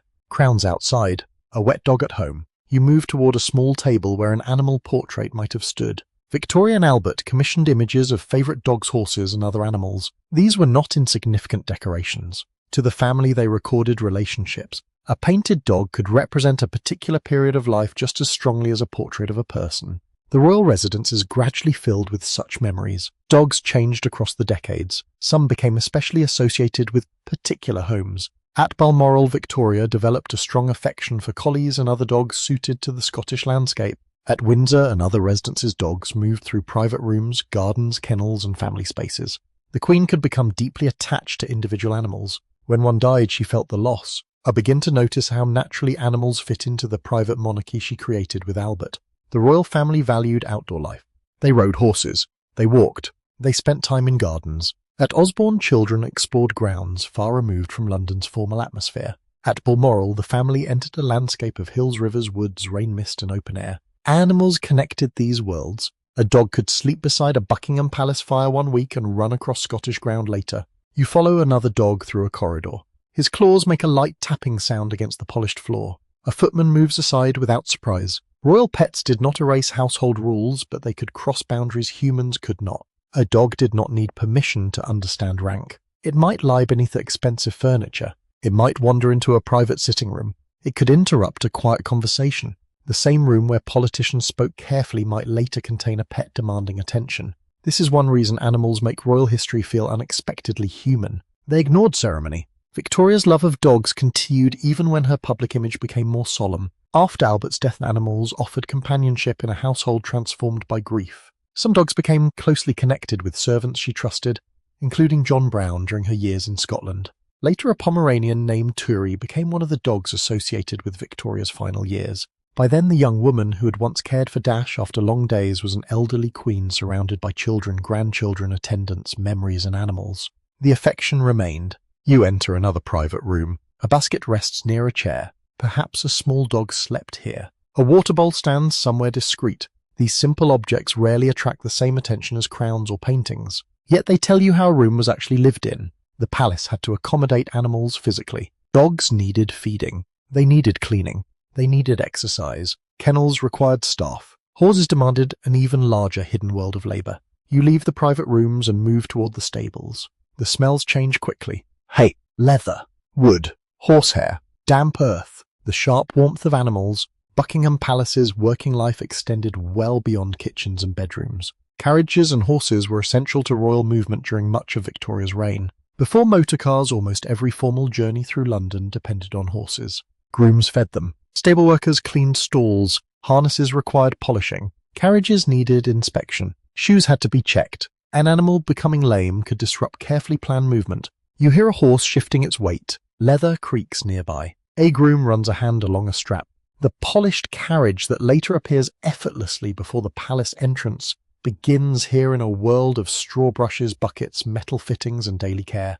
Victoria herself enjoyed riding, particularly when younger. Horses gave her another connection with the outdoors. Riding could offer movement and space beyond the enclosed rhythms of royal rooms. Albert also rode, and their children learned to ride as part of royal upbringing. A horse was therefore transport, recreation, and companion at once. You walk past a stall. The animal turns its head toward you. Its breath appears faintly in cooler air. There is something calming in the repetition of stable life. Feed, brush, check, tack, clean, rest, then begin again tomorrow. Like so much palace labour, it depended upon people whose names rarely entered famous histories. Victoria may have known individual animals well. She did not personally clean their stalls. Once again, affection at the centre of royal life rested upon work around the edges. You return toward the garden. Birdsong becomes another thread in the story. Victoria enjoyed observing nature, especially at places such as Balmoral and Osborne. The royal family kept and encountered many kinds of animals over the years. Birds could appear in cages or aviaries, while wild species became part of the landscape during walks. The 19th century was also an age fascinated by animal breeding, collecting, classification, and natural history. Royal interest existed inside that wider culture. Some practices would feel unfamiliar today. Exotic animals could be presented as gifts. Rare species might enter elite collection. The exact experience of those animals is rarely preserved in household descriptions. Records tell you that an animal arrived. They may tell you who gave it. They do not always tell you whether it adapted comfortably to palace life. That is one of the quieter uncertainties hidden behind charming stories about royal pets. You know how humans describe them. You cannot know exactly how the animals experienced these rooms. Still dogs leave clearer traces. Portraits show them looking toward familiar people. Letters record affection. Names recur. Deaths are mourned. Individual personalities sometimes emerge through brief descriptions. One dog is lively, another gentle, another troublesome, another particularly loyal. You realize that Victoria did not simply love the idea of animals. She loved particular animals. That distinction matters. The dog beside a chair was not decoration. How was Dash, or Riley, or Sharp? Oratory. A name turns an animal into a member of memory. The evening has now grown quieter. You return to the private apartments. A small dog turns in a circle before lying down. The fire gives off less heat than before. A servant quietly closes the curtain. Soon Victoria will prepare for bed. But before sleep arrives, the palace must deal with something more practical than portraits, the jewels, or affectionate pets. Warmth, water, fresh air, beds, bathing, and the surprisingly complicated business of making an enormous 19th century palace comfortable enough for ordinary human bodies. Section 12. The dog settles near the fire as you move farther into the private apartments. Now the palace becomes quieter again. Dinner is finished. Music has faded. Children have been taken to their rooms. Servants are beginning the slow work of preparing Buckingham Palace for another night. You notice something simple. Warmth, or rather the constant effort required to create it. A 19th century palace could look magnificent and still feel cold. High ceilings held great volumes of air. Blue corridors encouraged drafts. Large windows allowed heat to escape. Fireplaces warmed the spaces closest to them, but not always the entire room. You stand beside one now. Coal glows behind the grate. The heat reaches your hands while your back still feels the cooler air of the room. This was ordinary. Comfort had to be managed. A servant could add more coal. Curtains could be closed. Screens might help block a draft. Heavy carpets soften cold floors. Thick fabrics trapped warmth around beds and windows. Yet no one could make every corner of Buckingham Palace equally comfortable. The building's size worked against them. When Victoria first moved into the palace as a young queen, practical problems were common. Heating, ventilation, drainage, and household systems did not always meet expectations. Buckingham Palace had been enlarged from an earlier house, and its transformation into a royal residence was still relatively recent. The grand appearance sometimes hid awkward arrangements behind the walls. You follow a servant carrying coal. The bucket is heavy. Each fireplace requires fuel. Each fireplace produces ash. Someone must bring the coal in. Someone must remove what remains. Royal warmth begins with physical labour. This is easy to forget when you look at a quiet portrait of Victoria seated beside a fire. The fire seems simply to exist. In reality, it has a history before it reaches the grate. Coal is mined, transported, stored, carried, broken into usable pieces, placed carefully, lit, watched, cleaned afterward. A comfortable room stands at the end of a long chain. You move toward the bedroom. The bed dominates part of the space, though perhaps not in the exaggerated way of a fairy tale palace. Mattresses, sheets, blankets, pillows, curtains, and coverings all required maintenance. Beds were not permanent, untouched objects. They had to be aired. Sheets needed changing. Blankets required cleaning. Mattresses might need turning, beating, or attention over time. In a world without modern vacuum cleaners or washing machines, keeping bedding fresh required repeated manual work. You run your hand lightly along the edge of a heavy curtain. Fabric mattered. Bed curtains could provide privacy, but they also helped create a warmer pocket of air around the sleeper. In winter, that could make a noticeable difference. The room beyond the curtain might be chilly. Inside, body heat and blankets offered a smaller protected space. It was one of those quiet ways architecture and fabric work together. You notice a washstand nearby. A basin waits. A jug stands beside it. This returns you to the problem of water. Modern plumbing encourages you to think of water as something that appears instantly. Victorian water was often something that had to be moved, warm water especially. If Victoria wanted to wash with heated water, servants might need to prepare it elsewhere and bring it in. Large quantities required even more coordination. A bath was not simply a private act. It depended upon household labour. The water had to arrive. The bath had to be filled. The temperature had to be judged. Afterward, much of that water had to leave again. You imagine two servants carrying containers through a corridor. Their arms strain slightly. A little water moves against the sides.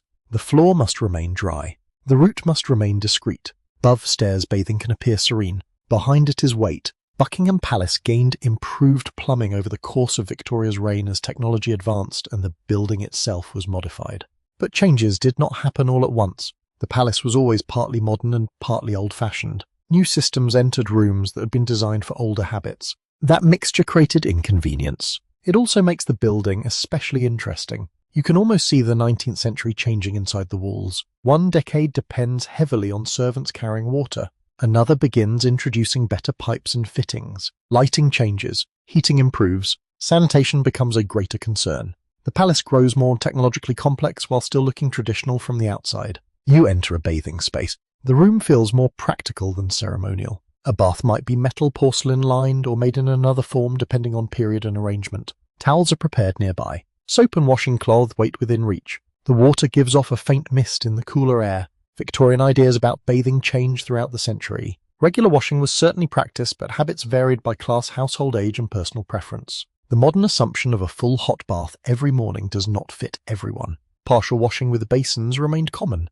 Bathing could be more occasional and more labour-intensive. Among wealthy households, access to servants and equipment made it easier. Even then, convenience remained relative. One unusual detail of 19th century comfort was the growing obsession with ventilation. Fresh air was increasingly connected with health. Stale air, bad smells, and poorly ventilated rooms caused concern.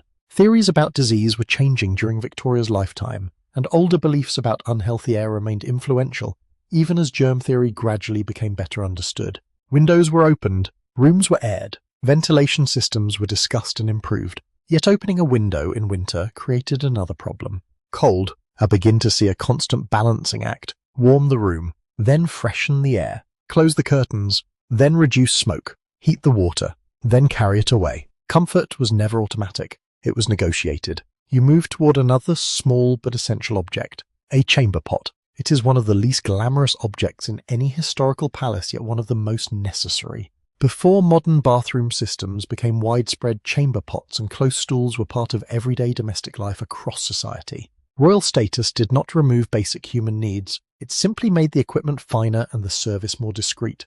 A chamber pot might be ceramic decorated and carefully hidden from view. Someone still had to empty it. That task usually fell to servants. Again, royal dignity depended upon invisible labour. You notice how rarely such objects appear in official paintings. Portraits show silk, jewels, curtains, furniture.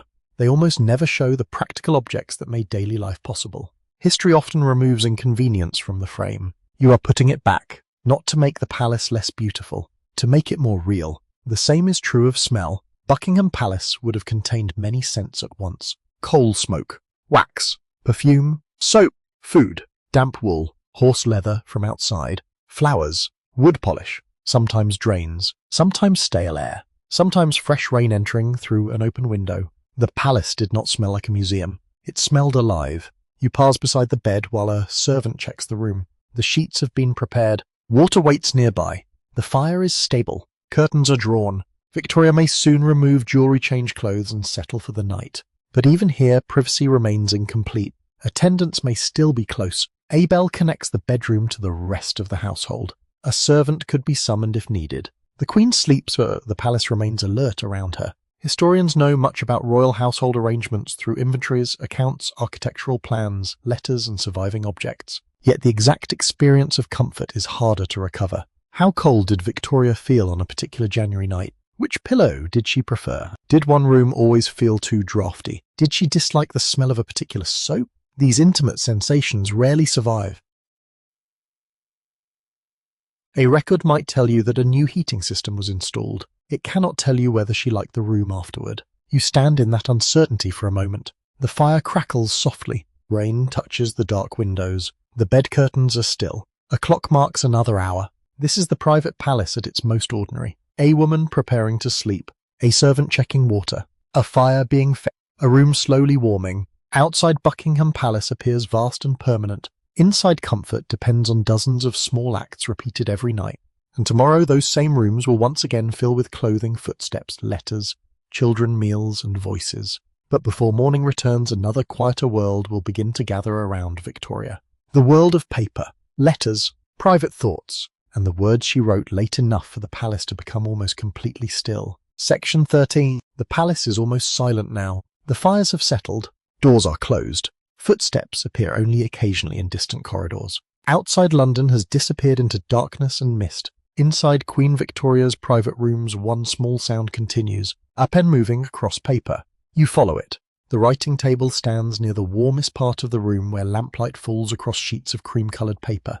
An ink bottle waits beside the Queen's head. Letters already written are stacked nearby. Others remain unopened. A blotting sheet lies ready. There may be envelopes, sealing materials, and small personal objects scattered across the desk. This quiet table is one of the most important places in Victoria's private world. She wrote constantly. Letters connected her to family members across Britain and Europe. Journal pages preserved her impressions of people, whether music, travel, illnesses, celebrations, frustrations, and ordinary days. Official papers followed her through royal residences. Even when conversation ended, words remained. You move closer. Victoria bends slightly over the page. The light catches her hand. The NAB touches ink, then returns to the paper. There is something almost soothing about the rhythm. Write. Pause. Dip the pen. Continue. For Victoria, writing was more than administration. It was habit, memory, emotional release, and sometimes companionship. She had begun keeping journals as a young girl long before she became queen. After taking the throne in 1837, she continued recording her life with remarkable consistency. Her journal eventually covered decades. The scale alone is extraordinary. Through these pages, you can watch a young woman become a wife, mother, widow, grandmother, and elderly sovereign.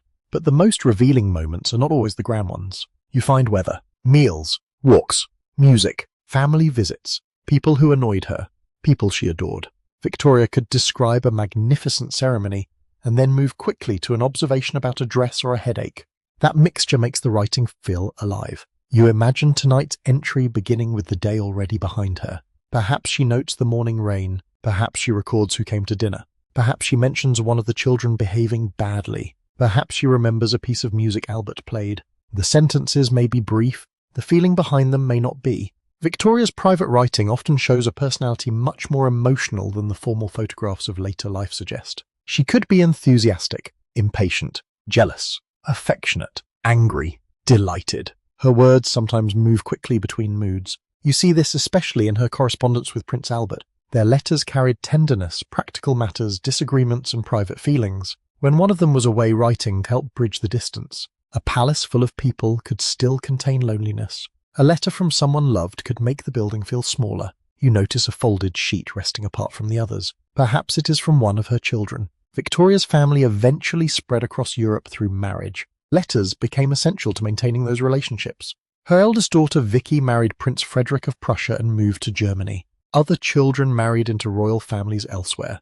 The palace that had once been full of young voices slowly became the centre of a network stretching far beyond London. Paper crossed those distances. News arrived about grandchildren, health, pregnancies, political tension, family disagreements, deaths, birthdays, travel, homesickness. I begin to understand how much of Victoria's later family life happened through correspondence. She could sit at Buckingham Palace while thinking about Berlin, Darmstadt, Coburg, Russia, or another distant household. A letter opened one room into another. The physical experience of writing was slower than communication today. Words had weight. Paper had to travel. A reply might take days or longer. That delay created anticipation. When a letter finally arrived, it might be read more than once. It might be preserved, copied, discussed, carried into another room. Some letters became treasured objects simply because they carried familiar handwriting. You touch the edge of the desk. The wood is smooth from use. Round you, the palace feels almost suspended. Yet outside these rooms, messengers still move. Royal correspondence depended on another hidden system of servants, secretaries, clerks, couriers, and postal arrangements. Victoria wrote the words, but many other people helped those words reach their destinations. Even privacy required administration. Some letters were intensely personal. Others were official. The same writing table might hold affection beside state business. A note about a child could sit near a government document. A complaint about weather might be followed by a discussion of an appointment. This blending of roles never completely disappeared. Victoria could not simply stop being queen when she entered a private room, but she could sometimes write in a voice that belonged far more to the woman than the monarch. One unusual detail about her journals lies in what happened after her death. Victoria had written an enormous amount over many decades, yet much of the original journal does not survive in the form she left it. Her youngest daughter, Princess Beatrice, later undertook the task of transcribing the diaries. As she copied them, she removed passages she considered unsuitable or too private. The original volumes were then largely destroyed. You look at the page beneath Victoria's hand differently now. The words seem more fragile. She does not know that someone she loves will one day decide which parts of these pages future generations may read. Beatrice believed she was protecting her mother's memory, and perhaps protecting living family members as well. But the result created permanent gaps. Historians can compare surviving early material with later copies and see that editing occurred. Exactly how much has appeared remains uncertain. Perhaps some passages contained severe judgments. Perhaps they described arguments. Perhaps there were details of family relationships considered too intimate. Perhaps some erased material was surprisingly ordinary. That is the strange thing about destroyed diaries. The silence invites imagination, but responsible history must stop before imagination becomes certainty. You can only know that something was lost. You cannot fill every missing line. The uncertainty itself becomes part of Victoria's hidden story. You move toward another stack of papers. Victoria was also a prolific letter writer, and because many recipients preserved her correspondence, some parts of her private voice survive beyond the edited journals. Letters reveal relationships from different angles. A daughter receives one version of Victoria. A minister receives another. A trusted servant another still. Her language changes depending on whom she addresses. This is ordinary human behavior, but it becomes especially interesting when one person must occupy so many roles. Mother, wife, queen, grandmother, employer, friend, widow. A single day might require all of them. You hear the pen stop. Victoria reads what she has written. Perhaps she adds another sentence. Then she folds the paper.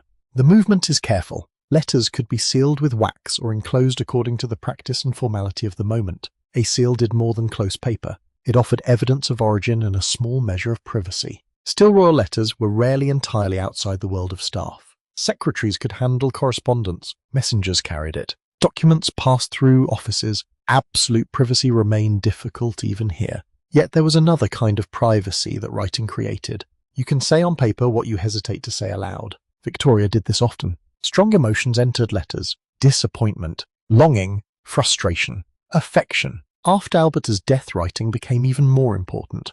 The palace would eventually become quieter than either of them could have imagined during these earlier evenings. Letters then connected Victoria with children who were far away and with people whose companionship she trusted. Paper helped fill rooms where one voice was missing. You do not reach that grief yet. Tonight Albert may still be nearby. Perhaps he is reading in another room. Perhaps Victoria will show him something she has written. Perhaps they will speak once more before sleeping. You pass beside the lamp. Its flame flickers slightly. The smell of ink mixes with warm wax and dying coal. A clock ticks. The city outside has become almost invisible. This is history reduced to its quietest materials. Paper, ink, memory. A woman's hand. Many of the great events of Victoria's reign would later be studied through official records. But the person inside the palace survives most vividly in smaller lines. She liked the weather. She missed someone. A child worried her. A song pleased her. A room was uncomfortable. A day was beautiful. And then there are the words you will never see. The pages altered. The sentences removed. The private thoughts carried away with the people who heard them. You leave Victoria at the writing table as the hour grows late. Soon the lamp will be lowered. Tomorrow the palace will wake again. But one day a terrible absence will transform these same rooms, and the letters written here will become part of a queen's attempt to live beside memory. Section 14. Winter settles round Buckingham Palace. The gardens lose much of their colour. Bare branches stand against a pale London sky, and the city air carries the familiar mixture of cold dampness, coal smoke horses and chimney fires. Inside the palace, however, another atmosphere begins to grow. Candles appear more often. Evergreen branches enter rooms. Boxes are opened. Ribbons are unfolded. Children begin asking questions that adults pretend not to hear. Christmas is approaching. You follow a servant carrying greenery along a corridor. The scent is fresh and resinous, very different from the usual smells of wax-polished wood fabric and coal. A door opens. Inside, members of the household are preparing decorations. The room is warmer than the corridor, and the fire gives the walls a soft orange glow. Christmas inside Victoria's family life became deeply associated with Prince Albert. The story is often simplified. You may have heard that Albert introduced the Christmas tree to Britain. That is not quite true. Decorated trees had appeared in Britain before his arrival, especially among families with German connections. What Albert helped do was make the custom far more visible and fashionable. The royal family's celebration gave the Christmas tree enormous cultural power. You move closer to one now. It stands in a family room, its branches carefully arranged. Small candles are attached to the tree. Ornaments catch the light. Sweet small gifts and decorations may hang from branches. The effect is beautiful, but also slightly precarious. An evergreen tree covered with open flames requires attention. Servants remain nearby. Candles are watched carefully. They are lit for limited periods rather than left burning unattended.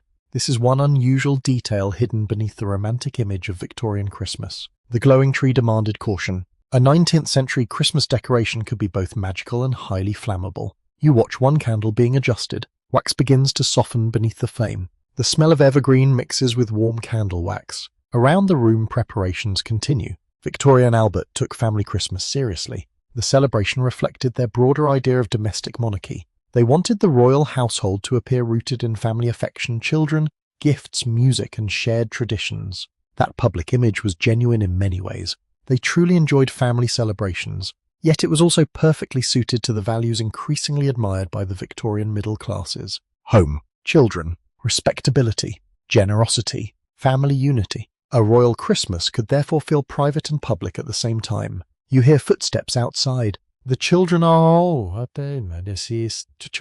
approaching. Their excitement changes the room immediately. Even carefully educated princes and princesses become less formal when gifts are nearby. Voices raise. Someone tries to look past an adult. Another child notices a package. A younger one asks when the candles will be lit. For a few minutes, the palace loses some of its solemnity. You see how strongly Christmas belongs to the children. Victoria and Albert exchanged gifts with each other and with their family. The children also gave presents. Some were handmade. Drawings, needlework, small crafted objects, and personal offerings could carry as much emotional value as expensive things. The royal family lived surrounded by luxury, but sentimental gifts remained important. A handmade object said something that jewels could not. You notice a small package resting on a table. It may contain something modest, perhaps a drawing, perhaps embroidery, perhaps a little personal object chosen for one parent. Whatever it is, the wrapping itself suggests secrecy. That sense of anticipation feels immediately familiar. Some traditions change very little. You follow the family toward the tree. The candles are lit. One after another, small points of light appear among dark green branches. The room brightens without becoming harsh. Shadows move across faces. Glass ornaments reflect tiny flames. Children stand close enough to admire the tree, but not so close that sleeves or hair approach the candles. Someone laughs. Someone calls attention to a particular decoration. Albert watches. Victoria observes the children. For a moment, the scene feels as almost like a painting designed to define Victorian family life. Indeed, images of the royal family gathered around a decorated Christmas tree became widely influential. An illustration published in the late 1840s showing Victoria, Albert and their children around a tree helped popularize the custom. Versions of that image circulated beyond Britain.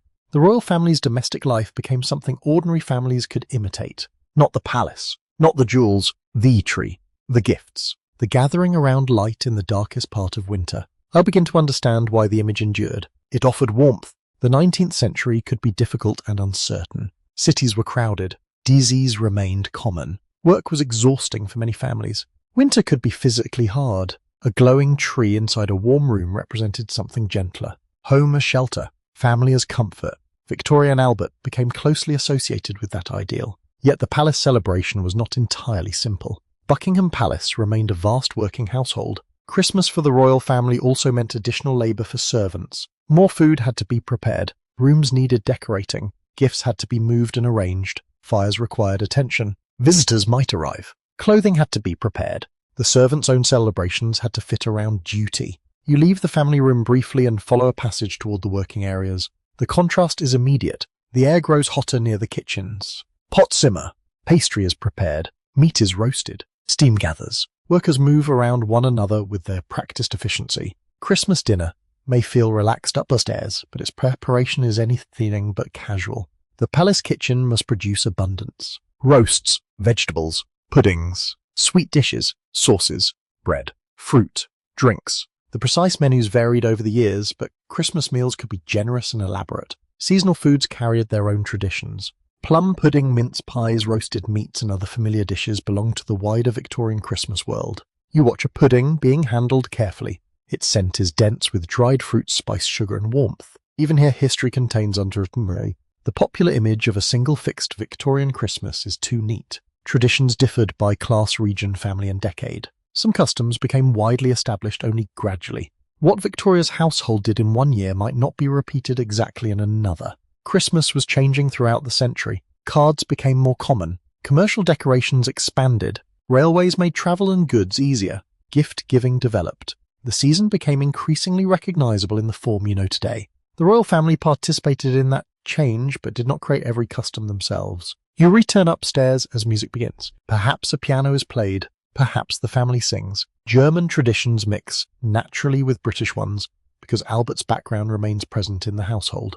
The children grow up with influences from both sides of the family. This blending becomes one of the quieter features of royal domestic life. Food, music, language, decoration and family habits move across borders. A palace can be an international home without losing its British public identity. You notice Victoria smiling toward the children. It is easy, knowing what comes later, to imagine her only in black. But tonight she is still part of a living family circle. Albert is present. Children are young. The rooms are filled with noise. Christmas offers a temporary pause from the ordinary machinery of court life. Not complete freedom, but softness. Later presents are examined more carefully. A child takes a new toy toward the light. Another shows a gift to a sibling. Paper gathers on a table. Someone has already misplaced a ribbon. A servant quietly restores order without interrupting the family. Once again, palace life depends upon invisible hands. You move toward the window. Outside, the winter night presses against the glass. There may be frost. There may be rain. London's lights appear faintly through the darkness. Inside, candles still glow among evergreen branches.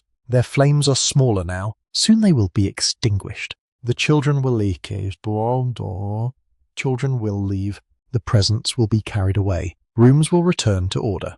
But for a few more moments, Buckingham Palace feels less like a seat of monarchy and more like a family gathered against the cold. You stay beside the tree as one final candle flickers. The scene seems almost permanent. Albert near Victoria. Children nearby. Yet family traditions become most powerful because they do not remain unchanged. Years pass. Children grow. Some marry and leave. Rooms become quieter.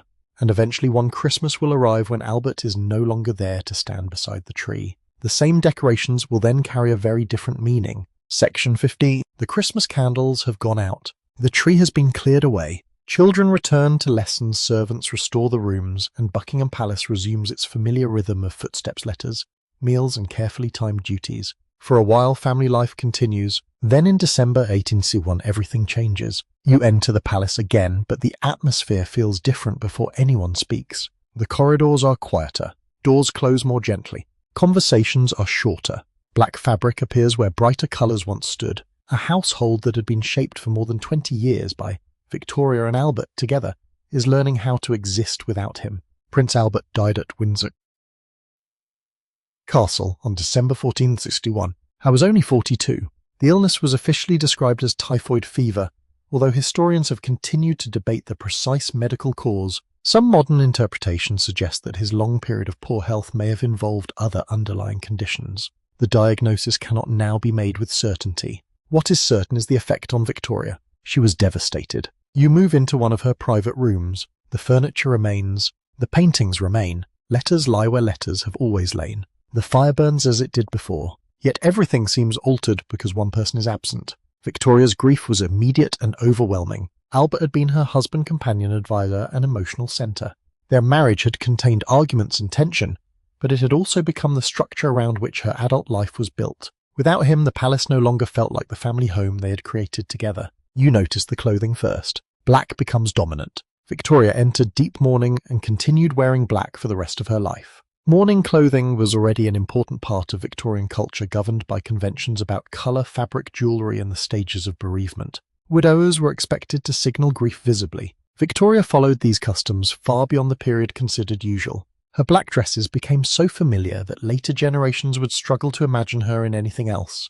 The cheerful young woman in pale evening gowns slowly disappears behind this new image. She returned to the dressing room, where bright silks once waited, dark fabrics now dominate. Black crepe absorbs light rather than reflecting it. Jet jewellery becomes appropriate. Memorial pieces containing hair or photographs acquire greater emotional importance. The room still contains brushes, pins, gloves, and familiar routines, but the meaning of dressing has changed. Each mourning now includes remembrance. Victoria did not simply wear mourning. She organised much of her life around it. Albert's rooms at royal residences were preserved with remarkable care. Clothes could be laid out. Hot water might be prepared as though he was still expected. Personal objects remained in place. The rituals seemed strange when viewed from a distance, but within Victoria's grief they created continuity. A world that had suddenly changed could be made to look for a few moments as if it had not. You imagine a servant entering one of Albert's rooms. Curtains are opened. The fire is checked. Objects are dusted. Everything must remain orderly. No one will arrive to use the room. That is what makes the task so quiet. The servants participate in grief through maintenance. They preserve absence. One unusual detail of Victoria's mourning was the extent to which Albert's memory remained active in daily household routines. Busts and portraits of him remained prominent. His clothing and possessions were treated almost as living parts of the household. The Queen marked anniversaries carefully. Places connected to him became emotionally charged. Objects became reminders. The palace no longer contained only rooms. It contained memories attached to rooms. You walk through one of them. A chair is simply a chair until you remember who sat there. A writing table becomes the place where a letter was written. A piano becomes the instrument beside which two people once sang together. Grief transforms objects by giving them weight. Victoria felt that weight constantly. Her children experienced it too, although not always in the same way. They had lost their father, but they also watched their mother withdraw from much of the public life that had once surrounded the family. The household became more solemn. Albert's standards, ideas, and memory continued to influence Victoria's treatment of their children. She sometimes seemed to measure them against the husband she had lost.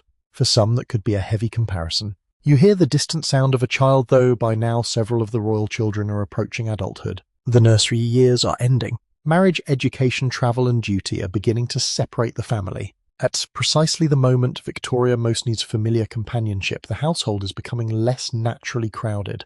Buckingham Palace feels too large. This helps explain why she increasingly preferred other royal residences. Windsor, Osborne, Balmoral, each carried memories of Albert, but they also offered greater privacy from London. Buckingham Palace was connected with public monarchy. After Albert's death, Victoria often wished to avoid that public gaze. Her prolonged absence from London created political and popular frustration. Crowds expected monarchy to be visible. Ceremony expected a queen. Victoria wanted seclusion. The tension between those two needs would shape the years ahead. For now, you remain inside the quieter palace. The light outside is winter grey. Coal smoke hangs over the city. A servant moves through a corridor carrying correspondence. Victoria still works. This is important. Grief did not mean she stopped being queen. Documents continued to arrive. Ministers still required responses. Family letters still demanded attention. Her political and administrative responsibilities continued even when public appearances became rare.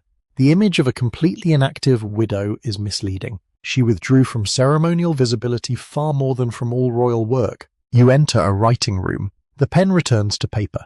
But the tone has changed. Albert is everywhere in Victoria's thoughts. She writes about him. She writes to people who knew him. She remembers conversations. She revisits decisions. The past becomes almost another room she can enter. This is one of the difficult areas for the historians. How should Victoria's grief be understood? To some contemporaries it seemed excessive. Critics believed the Queen had remained hidden for too long. Later writers sometimes interpreted her behaviour through modern ideas about depression or prolonged grief. But it is risky to diagnose someone across a century using incomplete evidence. Victorian mourning customs were also far more elaborate than those familiar to many people today. Victoria's response was unusually long and intense, but it existed within a culture where mourning was expected to be visible and structured. You cannot reduce it to one explanation. You can only observe its consequences. The palace becomes quieter. Public rooms stand unused more often. Servants maintain spaces that wait for ceremonies that do not come. Flowers are replaced. Furniture is covered or uncovered. Silver is polished. Clocks are wound. A royal residence can be empty and still require enormous work. That is another hidden story of mourning. Even absence has a household staff. You follow a footman through a reception room. His steps echo more clearly than before. There are no guests tonight. No music. No children performing. No Albert turning pages beside the piano. The room seems larger without people inside it. Outside the gates, London continues changing. Railways spread. Shops brighten. New buildings rise. Traffic grows. The city moves forward because cities always do. Inside Victoria's private world, time moves differently. Certain memories remain fixed in him. You pass beside a portrait of Albert. The face is familiar.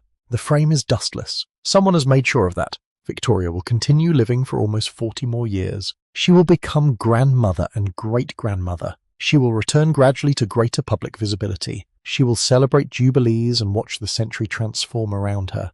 But the woman who emerges from this winter will never be quite the woman you followed through those earlier palace rooms.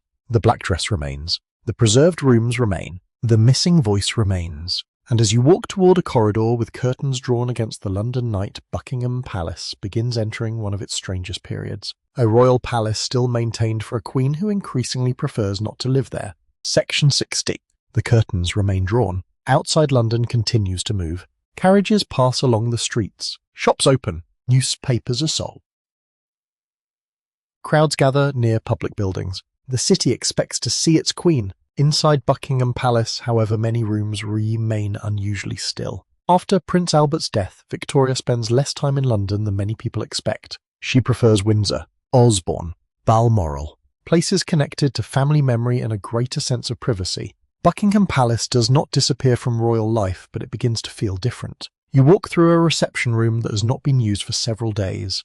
The furniture is perfectly arranged. Curtains hang without a wrinkle. A clock continues ticking. Fresh flowers may still be placed where guests would expect to see them, yet no guests arrive. The room waits. This is one of the strange things about a palace. It must remain ready even when almost nothing happens. Servants continue their routines because the Queen might return. Staterooms must be maintained. Silver cannot simply be abandoned. Dust settles whether a monarch is present or not. Fireplaces need less attention when rooms are unused, but they still require inspection. Furniture has to be protected. Textiles need care. Clocks must be wound. Windows must be checked. The palace becomes a sleeping machine that cannot be allowed to stop. You hear a servant cross the floor. His footsteps echo more clearly than they did during Victoria's family years. There are fewer voices now, fewer children running through corridors, less music. The royal household still exists, but the emotional centre of the palace has shifted elsewhere. This withdrawal was not invisible to the public. Victoria had always balanced private life with public duty. After 1861, that balance changed sharply. She continued reading official papers and meeting ministers when necessary. She still carried out constitutional responsibilities, but she reduced many public appearances and ceremonial duties. To people outside the palace, the distinction was not always obvious. They saw closed curtains. They saw an absent queen. They noticed that Buckingham Palace, one of the most visible symbols of monarchy, seemed strangely quiet. Criticism slowly grew. You move toward a window facing the palace forecourt. Beyond the gates, Londoners pass. Some are sympathetic. Many remember Albert's death and understand the Queen's grief. Others become impatient. A monarchy is partly built upon visibility. People expect ceremonies. They expect openings. They expect royal appearances. They expect the Queen to be seen. Victoria's absence therefore created a difficult question. How private could a monarch remain? No law offered a simple answer. Grief belonged to the woman. Visibility belonged to the institution. The two knees pulled in opposite directions. You leave the window and enter a service corridor. Here life feels less empty. The palace staff still work. A maid carries folded cloth. A footman checks a room. A porter deals with deliveries. Kitchen activity rises and falls depending on how many people are present. Some departments operate at reduced intensity when the court is elsewhere. Others continue because the building itself still needs attention. You begin to understand that an almost empty palace has its own rhythm. It is not silence, it is maintenance. You hear brushes moving over fabric. A ladder is carried into another room. A window is opened briefly to let in cooler air. Sunlight reveals particles of dust that would otherwise remain invisible. Then cleaning begins again. The smell is different from the years of constant family life. Less food, fewer perfumes, more polish, more closed rooms, more cool air. The palace begins to smell almost like stored memory. One unusual feature of Victoria's long absence from London was how much public imagination attached itself to Buckingham Palace itself. The building became a visible measure of royal presence. If the Queen was there, the palace seemed alive. If she was away, people noticed. Royal residences were not merely private homes, they were public symbols. That meant an unused room could become political without anyone speaking inside it. You pass a grand doorway. Beyond it is a ballroom. The space is enormous. When filled, it can hold music, conversation, uniforms, gowns, and movement. Now it holds only stillness. Chandeliers remain above. Polished surfaces reflect pale daylight. A servant crosses one corner and disappears. The room seems to swallow the sound. Victoria's withdrawal also changed how Buckingham Palace was used socially. Court events still occurred at times, but the atmosphere of regular royal entertaining became less consistent. The lively household you saw during Albert's lifetime had been built around two people who enjoyed creating a family-centered monarchy. After his death, many of those routines lost their emotional meaning for Victoria. Music could remind her of him. Rooms could remind her of him. Objects could remind her of him. Even traditions could become painful. A place does not have to change physically to become difficult to inhabit. You pass beside a piano. Its lid is closed. That feels significant. Years earlier, you imagined Albert beside Victoria turning pages while music filled the room. Now the instrument sits untouched. Perhaps it is occasionally used by someone else. Perhaps not. The exact pattern is uncertain. Historians can track Victoria's movements through records and correspondence. They know where she spent long periods. They can identify public engagements and household arrangements, but they cannot fully measure how each room felt to her after Albert's death. Did she avoid some spaces because they hurt too much? Did certain corridors carry stronger memories than others? Did she ever enter a room and immediately leave? Such details rarely survive. You can infer, you cannot know. That quiet uncertainty makes the empty palace more powerful. You continue toward a smaller sitting room. Here Victoria's presence feels more imaginable. A chair stands near the fire. Letters could be written here when she returned to London. Photographs might rest nearby. Portraits of Albert remain visible. Even when she avoided the palace for long stretches, she did not erase him from it. The opposite happened. His memory remained integrated into the household. The absence was preserved rather than hidden. Outside criticism continues to grow. Newspapers begin questioning the cost and purpose of monarchy when the Queen appears so rarely. Some public figures worry that prolonged seclusion weakens the crown. Others defend her grief and privacy. The debate becomes stronger because Britain itself is changing. Cities are growing. Political participation is expanding. Mass newspapers carry opinions quickly. Railways move people and information faster than before. A monarch can no longer disappear as easily into a private residence. The public watches more closely. Victoria does gradually return to more visible duties, but the process is slow. She never returns to the exact style of public life she shared with Albert. Instead, a new form of monarchy develops around an older widowed queen. Her black clothing becomes part of her public identity. Her grief becomes familiar rather than temporary. Her rare appearances gain their own emotional weight. The less often she is seen, the more closely people look when she appears. You return once more to the palace balcony. The space is empty. Below the forecourt lies quiet. This balcony will later become one of the most recognizable symbols of royal public life. But in these years, the palace often seems turned inward. Its rooms are maintained. Its servants continue. Its clocks keep time, yet the Queen's heart is frequently elsewhere. You look back through the open door. The corridor beyond is long and carefully lit. Every object remains in place. Nothing appears broken, and yet the palace has lost the family rhythm that once made it feel inhabited. This may be the strangest hidden chapter of Buckingham Palace. A building designed to display monarchy becomes known for absence. A queen still rules but prefers other rooms. Household continues but quieter. A palace remains ready for a life that no longer fully returns to it. You hear footsteps approaching from the far end of the corridor. They belong to someone Victoria increasingly trusts during these years. A servant from Scotland, blunt, loyal, uninterested in polished court manners. His name is John Brown, and his presence will soon bring warmth, companionship, irritation, rumour, and one of the most enduring mysteries of Victoria's private life. Section 17. The footsteps continue along the corridor. They are heavier than those of the ladies who usually move quietly through Victoria's private rooms. A moment later, John Brown appears. He does not look like the kind of man you would expect to become one of the most familiar figures in Queen Victoria's later household. He is not a polished courtier. He is not an aristocrat. He does not move with the carefully measured elegance of Buckingham Palace. He is a Scottish servant from the royal household at Balmoral, and his manner is direct, practical, and sometimes surprisingly blunt. That difference is part of what Victoria seems to value. You follow him through the quieter palace. By the 1860s, Victoria has been living with grief for years.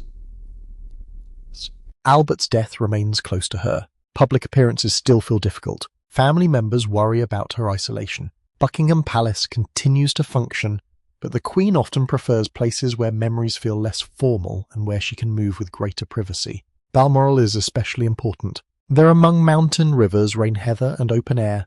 Victoria feels more removed from London. John Brown belongs naturally to that world. He had worked in the royal service in Scotland before Albert's death. Over time, he became increasingly useful to Victoria. Her handled horses, he accompanied her outdoors. He assisted during journeys. He stood nearby when she needed practical help. Eventually, his role became more personal. You notice how differently he behaves from many people around her. Courtiers are trained to be careful. They choose words gently. They understand rank. They know when to flatter, when to remain silent, and when to withdraw. Brown seems less interested in such refinements. He could speak plainly. He could argue.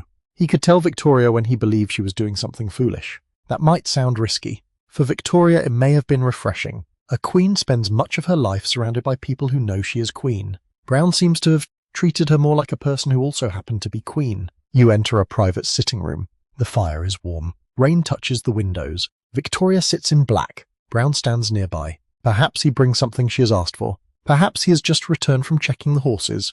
Perhaps they speak about the weather. Nothing in the scene needs to be dramatic. That is partly why their relationship becomes so interesting. Closeness can grow through repetition. A person appears every day, then again tomorrow, then the following week. Trust begins not in one grand moment, but in hundreds of ordinary ones. Brown becomes part of Victoria's routine. He accompanies her on rides and carriage journeys. He helps her mount and dismount. He watches her comfort, and sometimes carries messages. He becomes a familiar presence during periods when she feels vulnerable. This practical care seems to matter deeply. Victoria later wrote warmly about his loyalty and devotion. She trusted him. That trust was obvious to everyone around her, and that is when whispers began. You move back towards the palace corridor.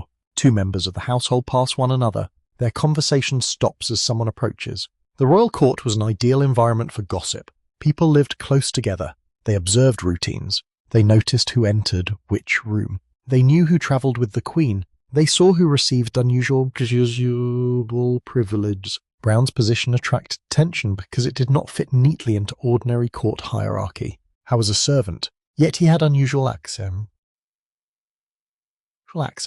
He could speak to Victoria directly. He could sometimes ignore conventions that other servants followed carefully. He appeared secure in her favour. Some courtiers disliked him. Others found his manner rude. Some family members were uncomfortable with his influence. The uncertainty surrounding Victoria and Brown would continue long after both were dead. Rumours suggested that their relationship might have been romantic. Some went much further and claimed they had secretly married. There is no reliable evidence proving a secret marriage. No accepted historical record confirms that Victoria became Brown's wife. Still, the rumours persisted. Why? Partly because their closeness was undeniable. Partly because Victoria's grief for Albert made any later emotional attachment seem fascinating to outsiders. And partly because so much of their relationship occurred in private. You pause near a window. The glass is cold. Outside the palace courtyard is grey under a light rain. Private relationships create difficult problems for historians. Letters can help. Diaries can help. Household records can show where people were. Witnesses can describe behaviour, but affection does not always leave a clear document. A conversation beside a fire disappears. A look across a room disappears. A joke disappears. A moment of comfort during a difficult day disappears. You can know that two people were close without knowing exactly what that closeness meant to them. That is the most responsible place to leave Victoria and Brown. Close, trusted, emotionally important, and not fully understood. You follow them outside on another day. The palace gardens are damp. Victoria walks carefully. Brown remains nearby. As she grows older, practical assistance becomes more important. Her health and mobility change. Journeys require greater care. A trusted attendant who understands her habits becomes increasingly valuable. Brown often positioned himself as protector as well as servant. One usual detail helps explain why Victoria trusted him so strongly. In 1872, a young man named Arthur O'Connor approached Victoria's carriage near Buckingham Palace with what appeared to be a pistol. Brown reacted quickly and helped restrain him. The weapon was later found not to have been loaded in the usual sense, but the incident strengthened Brown's reputation as someone personally devoted to the Queen's safety. For Victoria, loyalty demonstrated through action carried enormous weight. You return inside. Brown's presence is now woven into daily life. He is associated particularly with Scotland, but he accompanies Victoria elsewhere as well. His accent, manner and habits stand out among palace staff. He is almost impossible for courtiers to ignore. Victoria appears unconcerned by their discomfort. This creates subtle tension. The Queen can choose whom she trusts. The household must adjust. Hierarchy bends slightly around personal affection. That happens more often in royal homes than official diagrams suggest. A servant may begin near the edge of the household and move emotionally closer to its centre, not through title, through trust. Brown also becomes connected to objects and photographs. Images of Victoria with attendants help make the private household more visible to later generations. Photography itself is changing how monarchy is remembered. Earlier queens depended mainly on painted portraits. Victoria lives long enough to be photographed repeatedly. Cameras preserve faces with a directness that paintings do not. They also preserve posture, clothing, furniture, the physical distance between people. Yet photographs create their own uncertainty. A photograph captures one instant. It cannot explain an entire relationship. You look at Victoria again. She remains dressed in black. Albert's memory has not disappeared because Brown is present. This is important. Victoria did not replace Albert. She continued mourning him. She continued preserving his rooms and honouring anniversaries. Brown seems to have occupied a different place. He belonged to the life that continued after loss. That distinction may have been difficult for outsiders to understand. Grief and companionship can exist at the same time. One does not necessarily cancel the other. The years pass. Brown grows older too. His health declines. In March of 1883 he dies at Windsor.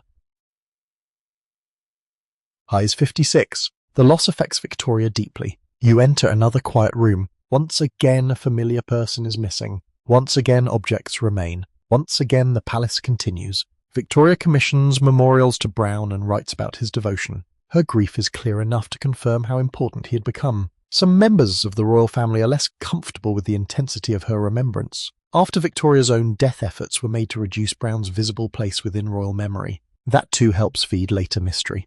When evidence is removed or hidden, speculation grows. Historians still debate how much material concerning Brown may have been destroyed. You cannot reconstruct every missing page. You should not try. Instead, you stand quietly inside the uncertainty. You know he mattered. You know Victoria trusted him. You know he irritated many people around her. You know rumours followed them. And you know that the simplest explanation may also be the most human. A lonely woman found dependable companionship in someone who did not behave like everyone else. The corridor grows quiet again. Brown's footsteps are gone. Victoria is older now. The children who once filled the nursery have built families of their own.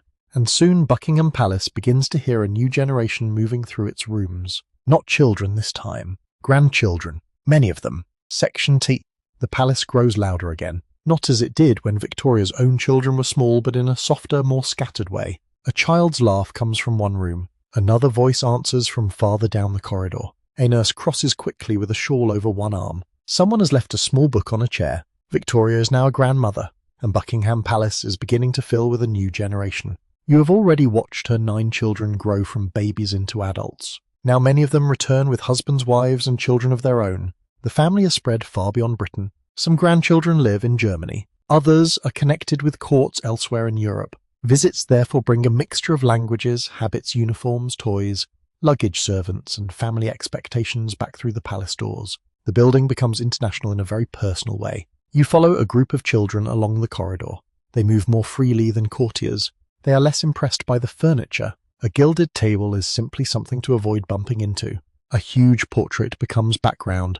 A long corridor becomes a place where footsteps echo wonderfully. For Victoria, these visits could be deeply comforting. She had lost Albert. She had lost John Brown. Several old friends and relatives were gone. The young faces around her connected the present to the family world she had once built with her husband. Victoria eventually became grandmother to more than 40 grandchildren.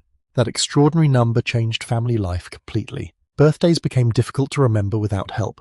Names repeated across branches of the family. Photographs became essential. Letters multiplied. News arrived constantly from different countries. One grandchild might be ill, another engaged, another beginning school, another preparing for military duty, another simply missing a grandmother who lived across the sea. You enter a sitting room where photographs stand on several surfaces. Photography had become part of Victoria's family culture. Small portraits could be sent across Europe. Albums preserved children at different ages. A grandchild who could not visit Buckingham Palace could still appear on a table. This changed the emotional geography of royal family life. Earlier generations depended heavily on painted portraits and letters. Victoria's family could exchange photographs with growing ease. You notice a cabinet card resting beside a letter.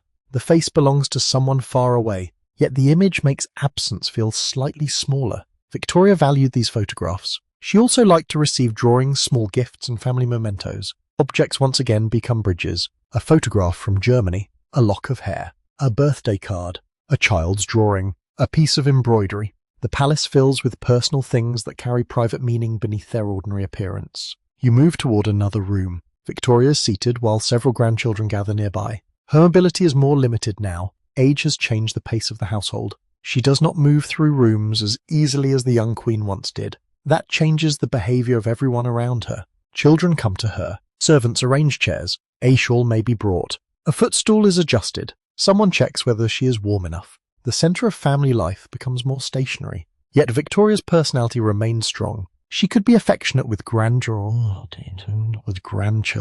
She could also be demanding. She expected attention. She valued family loyalty. She had opinions about marriages, education, religion, clothing, behaviour, and almost everything else. A grandchild entering her room might feel both loved and carefully observed. You can imagine the mixture. There is warmth. There is ceremony. There is also a grandmother who has spent decades giving instructions to almost everyone around her. One unusual detail of this enormous family network is how strongly Victoria's descendants became woven into European monarchy. Her children and grandchildren married into royal houses across the continent. This later earned her the familiar description the grandmother of Europe. The phrase sounds almost cozy. Its reality was complicated. Family photographs could show cousins together during peaceful visits. Years later, some of those same family connections would exist across countries with conflicting political interests. For now, you remain in the quieter domestic world before those later events. A little girl shows Victoria something, perhaps a drawing, perhaps a toy. The Queen looks down carefully. The moment contains no diplomacy, only family. You hear paper rustling nearby. Grandchildren were not always physically present, so letters remained central. Victoria corresponded extensively with family members. She could offer advice and criticism from a distance. Sometimes this advice was welcomed, sometimes it was not. A letter from Grandmama might contain affection on one page and strong opinions on the next. The recipients learned to expect both. You move closer to the window.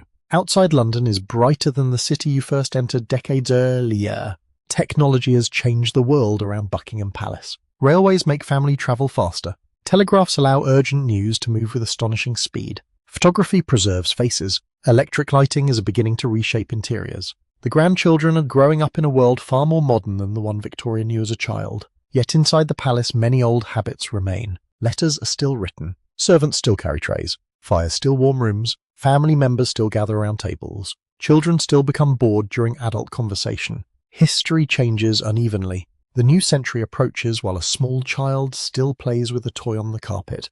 You follow another family group toward a meal. The table is less formal than a state dinner, but hierarchy has not disappeared. Seating still matters. Servants remain attentive. Children are expected to behave. Victoria watches. One grandchild may speak too loudly. Another remains unusually quiet. A third keeps looking toward dessert. The Queen notices more than they expect. Family stories from Victoria's later years often remember her as both formidable and affectionate. She could intimidate younger relatives. Her black clothing, strong presence, and status made her difficult to treat as an ordinary grandmother, yet familiarity softened some of that distance. Children could sometimes approach her in ways adults could not. A grandchild might sit near her. Another might bring a pet. A family joke could briefly dissolve the weight of ceremony. This is one reason the private palace always differs from the public one. Outside Victoria is monarch. Inside, someone eventually calls her grandmama. You enter a room prepared for a birthday. Flowers stand nearby. Packages have arrived. Perhaps messages from relatives who cannot attend are waiting to be read. Birthdays matter greatly in a family this large. So do christenings, weddings, anniversaries, Christmas gatherings. Each event brings new combinations of relatives into royal residences. The palace becomes a station through which family life continually passes. Someone arrives, someone leaves, a nursery is needed for a visiting baby. A bedroom is prepared for a married daughter. A sitting room becomes temporarily crowded with cousins. Then days later, the rooms return to quiet. I begin to understand why servants required excellent memories. Family visits changed practical arrangements. Beds had to be prepared, food requirements adjusted, luggage handled, children's nurses accommodated. Different personal attendants needed space. A royal family visit could involve many more people than the named guests themselves. Behind every grandchild might come nurses, servants, tutors, or companions. The palace, once again, becomes crowded through invisible arithmetic. Historians can trace many of these visits through letters, diaries, photographs, and household records. Yet the emotional experience is harder to measure. Which grandchild made Victoria laugh most often? Which one found Buckingham Palace frightening? Which child secretly preferred the gardens to sitting beside grandmama? Some impressions survive in memoir. Others do not. Memory is selective. Children remember strange things. A particular biscuit. A dark corridor. The smell of a room. A grandmother's hand. A dog asleep nearby. These details may matter more later than any formal ceremony. You pass beside Victoria as evening settles. Her grandchildren begin leaving the room. One turns back. Another is already whispering to a sibling. Footsteps disappear down the passage. For a few minutes, the palace returns to silence. Victoria looks older now. The family she once raised has become a network of adults and children spread across Europe. The nursery generation is gone. The grandchildren are growing quickly, and Victoria herself is entering the final stage of her long life. The next time you follow her through Buckingham Palace movement will be slower. Chairs will matter more. Attendance will remain closer. Meals, correspondence, familiar objects, and repeated routines will become increasingly important. The young queen who once hurried through these corridors is now an elderly woman surrounded by habits accumulated over more than half a century. Section 19. The palace has grown quieter again. The grandchildren still visit. Letters still arrive. Servants still cross the corridors, carrying trays, shawls, newspapers, and carefully folded clothing. But the pace around Queen Victoria has changed. You notice it first in movement. The young queen who once rode eagerly danced late into the evening and moved quickly between rooms, now depends more heavily on attendance. Age has entered the palace slowly, not with one dramatic moment, but with small adjustments. A chair placed closer, a step taken more carefully, a longer pause before standing, a servant remaining within reach. By the 1890s, Victoria is an elderly woman who has spent more than half a century on the throne. Her body carries the weight of those decades. Her eyesight is weaker. Her mobility is limited. Her hearing is not what it once was. She suffers from recurring discomfort and finds walking increasingly difficult. Yet the household continues to organize itself around her familiar routines. You follow her through a private corridor. The journey is much shorter than it would have been in her youth. A wheelchair becomes an important part of daily life. At other times, attendants support her physically. Carriages allow her to travel without long walks. The architecture of Buckingham Palace now feels different because you are seeing it through an aging body. A long corridor becomes genuinely long. A staircase becomes an obstacle. A chair placed several feet away matters. A doorway that seemed insignificant to you before may now determine whether movement is easy or tiring. The palace itself has not changed much. Victoria has, and so the household quietly adapts. You enter a sitting room. The air is warm. Victoria prefers comfort and attendants pay close attention to temperature. A fire burns nearby. A shawl rests over her shoulders. Several cushions support her. A small table has been positioned within convenient reach. On it are letters, photographs, perhaps a book, spectacles, and familiar personal objects. This arrangement tells you something important. As movement becomes harder, the world begins to come to Victoria. People visit her. Documents are brought to her. Meals arrive. Letters reach her chair. Family photographs surround her. The Queen no longer needs to cross the entire palace to remain connected with it. The palace moves around the Queen. You notice breakfast arriving. Victoria's appetite remains a recognizable feature of her later life. She had long enjoyed food, and meals continue to provide structure to the day. The precise dishes changed according to residents' season, health, and preference, but the basic comfort of a familiar meal remained. Tea, bread, eggs, meat, fish, simple favorites beside richer royal dishes. As she ages, doctors and attendants naturally pay more attention to what she eats and how she feels afterward. Even a queen eventually finds that meals become partly a matter of health. You watch a cup being placed carefully near her hand. The sound of china touching the saucer is almost the same sound you heard decades earlier. That continuity feels soothing. People change. Furniture changes. Children become grandparents. Yet a cup still returns to a saucer in exactly the same quiet way. Victoria remains deeply attached to routine. She likes to know what will happen next. Correspondence continues to occupy much of her time. Official papers still arrive. Family letters still matter enormously. News from children and grandchildren remains part of the daily rhythm. She reads, she dictates, she writes when able. Secretaries and attendants assist where necessary. The machinery of monarchy continues around an increasingly elderly body. This is a well-established fact, sometimes obscured by the image of Victoria simply sitting in ceremonial old age. She continued to take constitutional work seriously. Prime ministers still came and went. Government papers still required attention. She remained interested in appointments, public affairs, and family matters almost until the end of her life. You look at the papers on the table. A document concerning national affairs might sit beside a photograph of a grandchild. A personal letter may arrive minutes before official business. The mixture you noticed in her youth has never disappeared. Home and monarchy remain impossible to separate completely. One unusual feature of Victoria's later daily life is how important familiar objects become. Photographs are everywhere. Albert's image remains present. Objects connected with him are still preserved. John Brown is remembered. Children and grandchildren appear in frames. Jewelry can carry memories. Even clothing continues to speak. Victoria still wears black. By now, the black dress no longer seems like temporary mourning. It has become almost part of her identity. You return briefly to the dressing room. The atmosphere is calmer than in earlier decades. There is less interest in changing fashion. Comfort and habit matter more. Victoria's body has changed significantly since the slim young queen painted in the 1830s. Clothing is adapted accordingly. Black silk, lace, caps, shawls, gloves, and familiar accessories define the later image. Her white widow's cap becomes especially recognizable. You watch an attendant secure it carefully. The result is instantly familiar. The face beneath it has aged, the eyes have seen enormous change, but the expression can still become lively when something pleases or irritates her.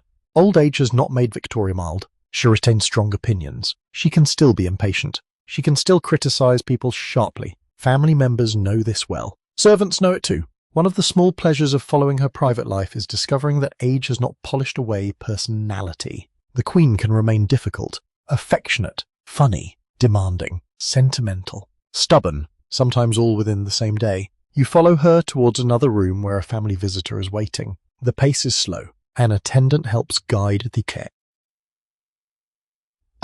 chair. Doors are opened in advance. Furniture has been arranged to make movement easier.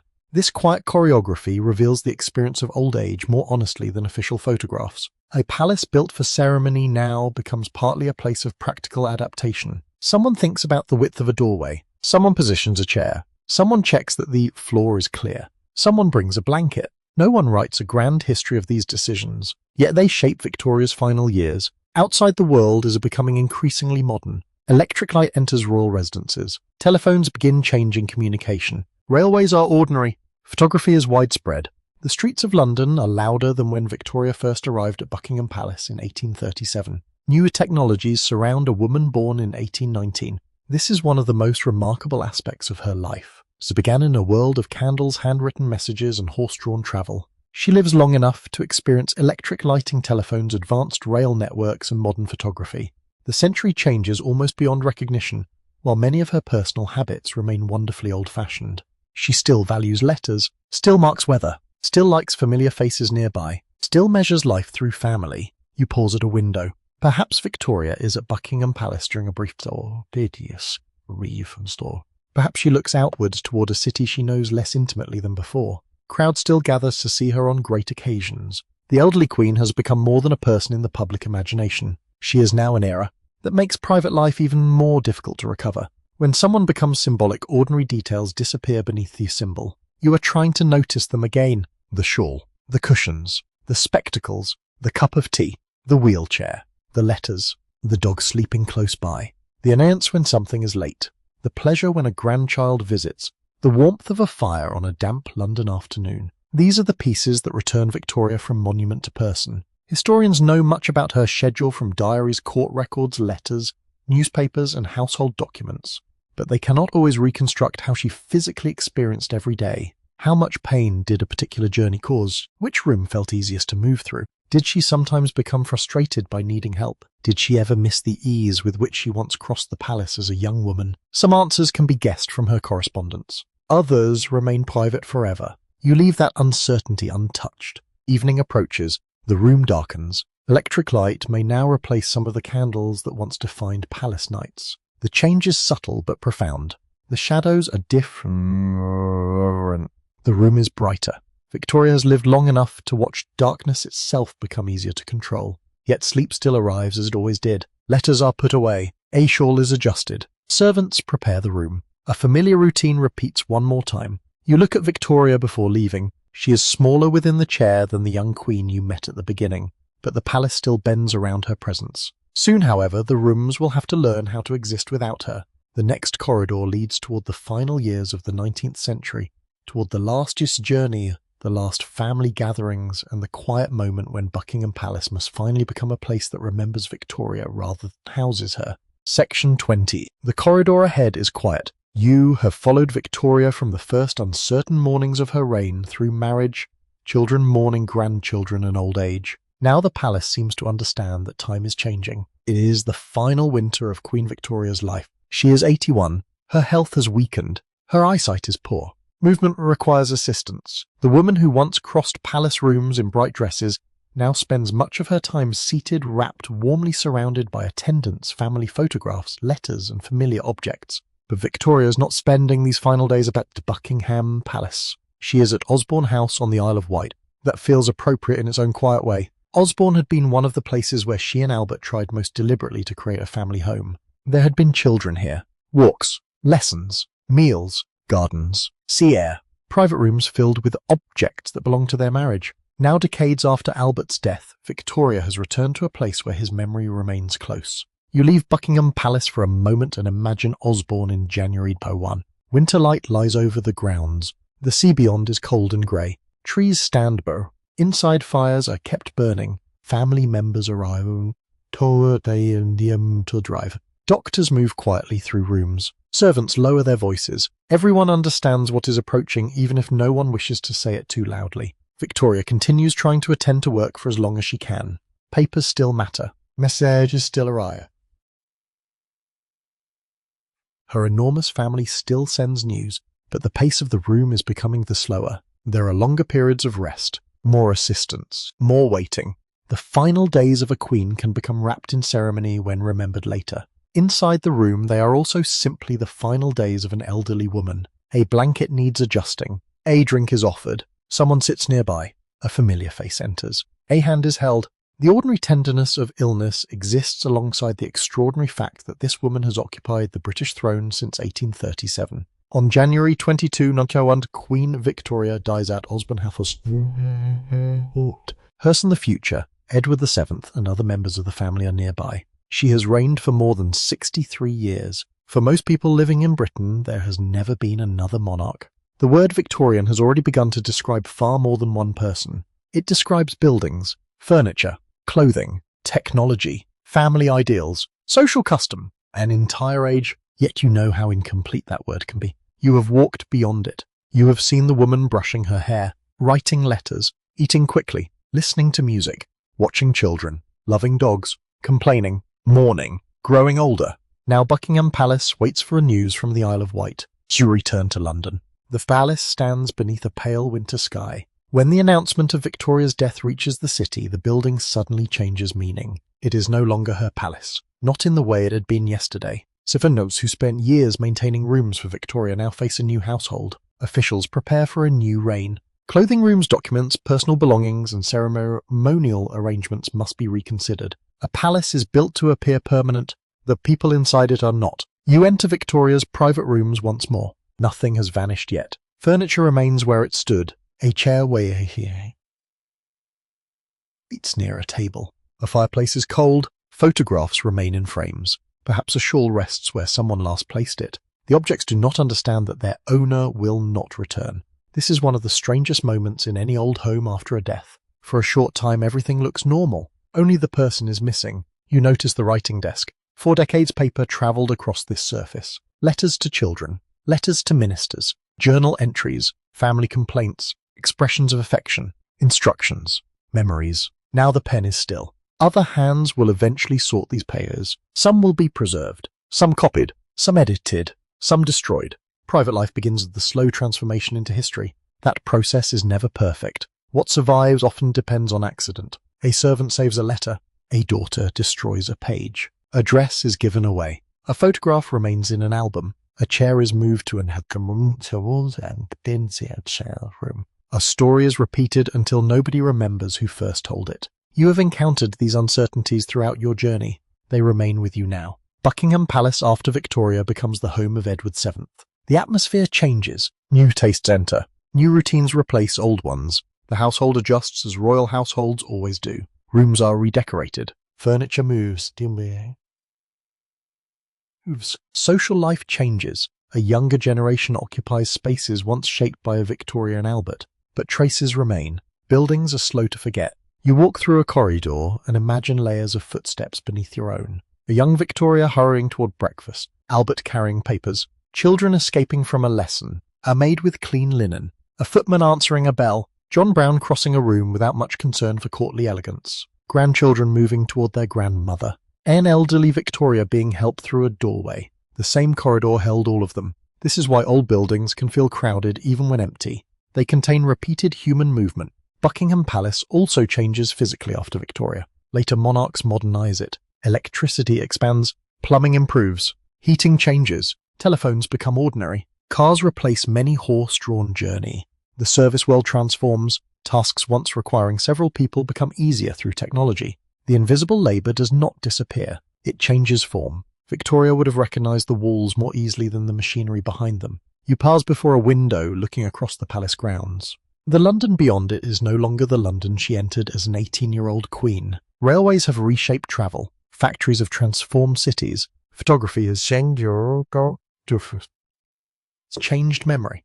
The telegraph has changed communication. Electric light has altered night. The 19th century has almost entirely passed, yet some things inside the palace remain deeply familiar. A bed still needs making. A meal still arrives. Someone still opens curtains in the morning. Someone still polishes a surface. A family still leaves objects on tables. A large institution still depends upon ordinary daily work. That may be the most important hidden story you have discovered. Buckingham Palace was never only the home of a queen. It was the workplace of hundreds, the childhood home of princes and princesses, the temporary home of guests, a place where food cooled on long journeys from kitchens, a place where dogs slept beneath expensive furniture, a place where servants carried hot water before modern bathrooms made such effort invisible, a place where grief changed the meaning of rooms without moving a single wall. And Victoria herself was never only the severe woman in black. She was once 18. She wore bright colours. She loved dancing. She adored Albert. She disliked parts of pregnancy.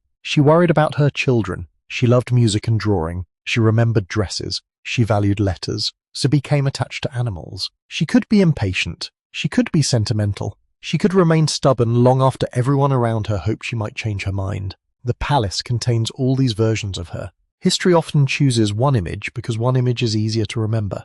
But life is never one image. You walk back towards the forgotten door through which you first entered.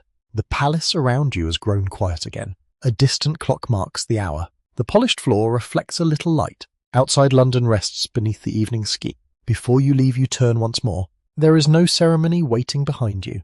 Only rooms. Only objects. Only traces of people who woke, worked, ate, laughed, argued, loved, mourned, and eventually disappeared. That is where the hidden history was waiting all along. Word count 1 midwall. Now you allow the palace to grow softer around you. The long corridors no longer need to be explored. The doors can remain closed. The servants have finished their rounds. The fires have settled into red embers. Outside the garden is dark and still. Perhaps a little rain touches the window. Perhaps mist is gathering over London once again, just as it did when you first arrived. You imagine one final lamp burning in a distant room. Not brightly, only enough to place a small circle of gold crystal across a table. There is a closed book there, a folded letter, a pair of gloves, a photograph resting beside the wall. Nothing needs to happen now. The palace has told you what it remembers. You have walked beside a young queen beginning an unfamiliar life. You have listened to children in rooms designed for ceremony. You have smelled bread from distant kitchens and coal smoke from winter fires. You have watched black fabric replace bright silk. You have crossed empty rooms where memories became heavier than furniture. And you have discovered that history often survives most gently in ordinary things. A cup, a comb, a toy, a dog asleep beside a chair, a servant closing curtains at the end of the day. I begin moving away from the palace. Your footsteps become softer. The rooms grow more distant behind you. Victoria, Albert, the children, the servants, the grandchildren, and all the unnamed people who carried water, polished silver, prepared beds and kept fires burning slowly fade back into their own century. The forgotten door is still open. You step through. Then it closes gently behind you. The palace remains on the other side, quiet beneath the night, filled with old rooms and sleeping memories. There is nothing more you need to discover tonight. Only stillness, only darkness, only the soft feeling of history settling back into silence.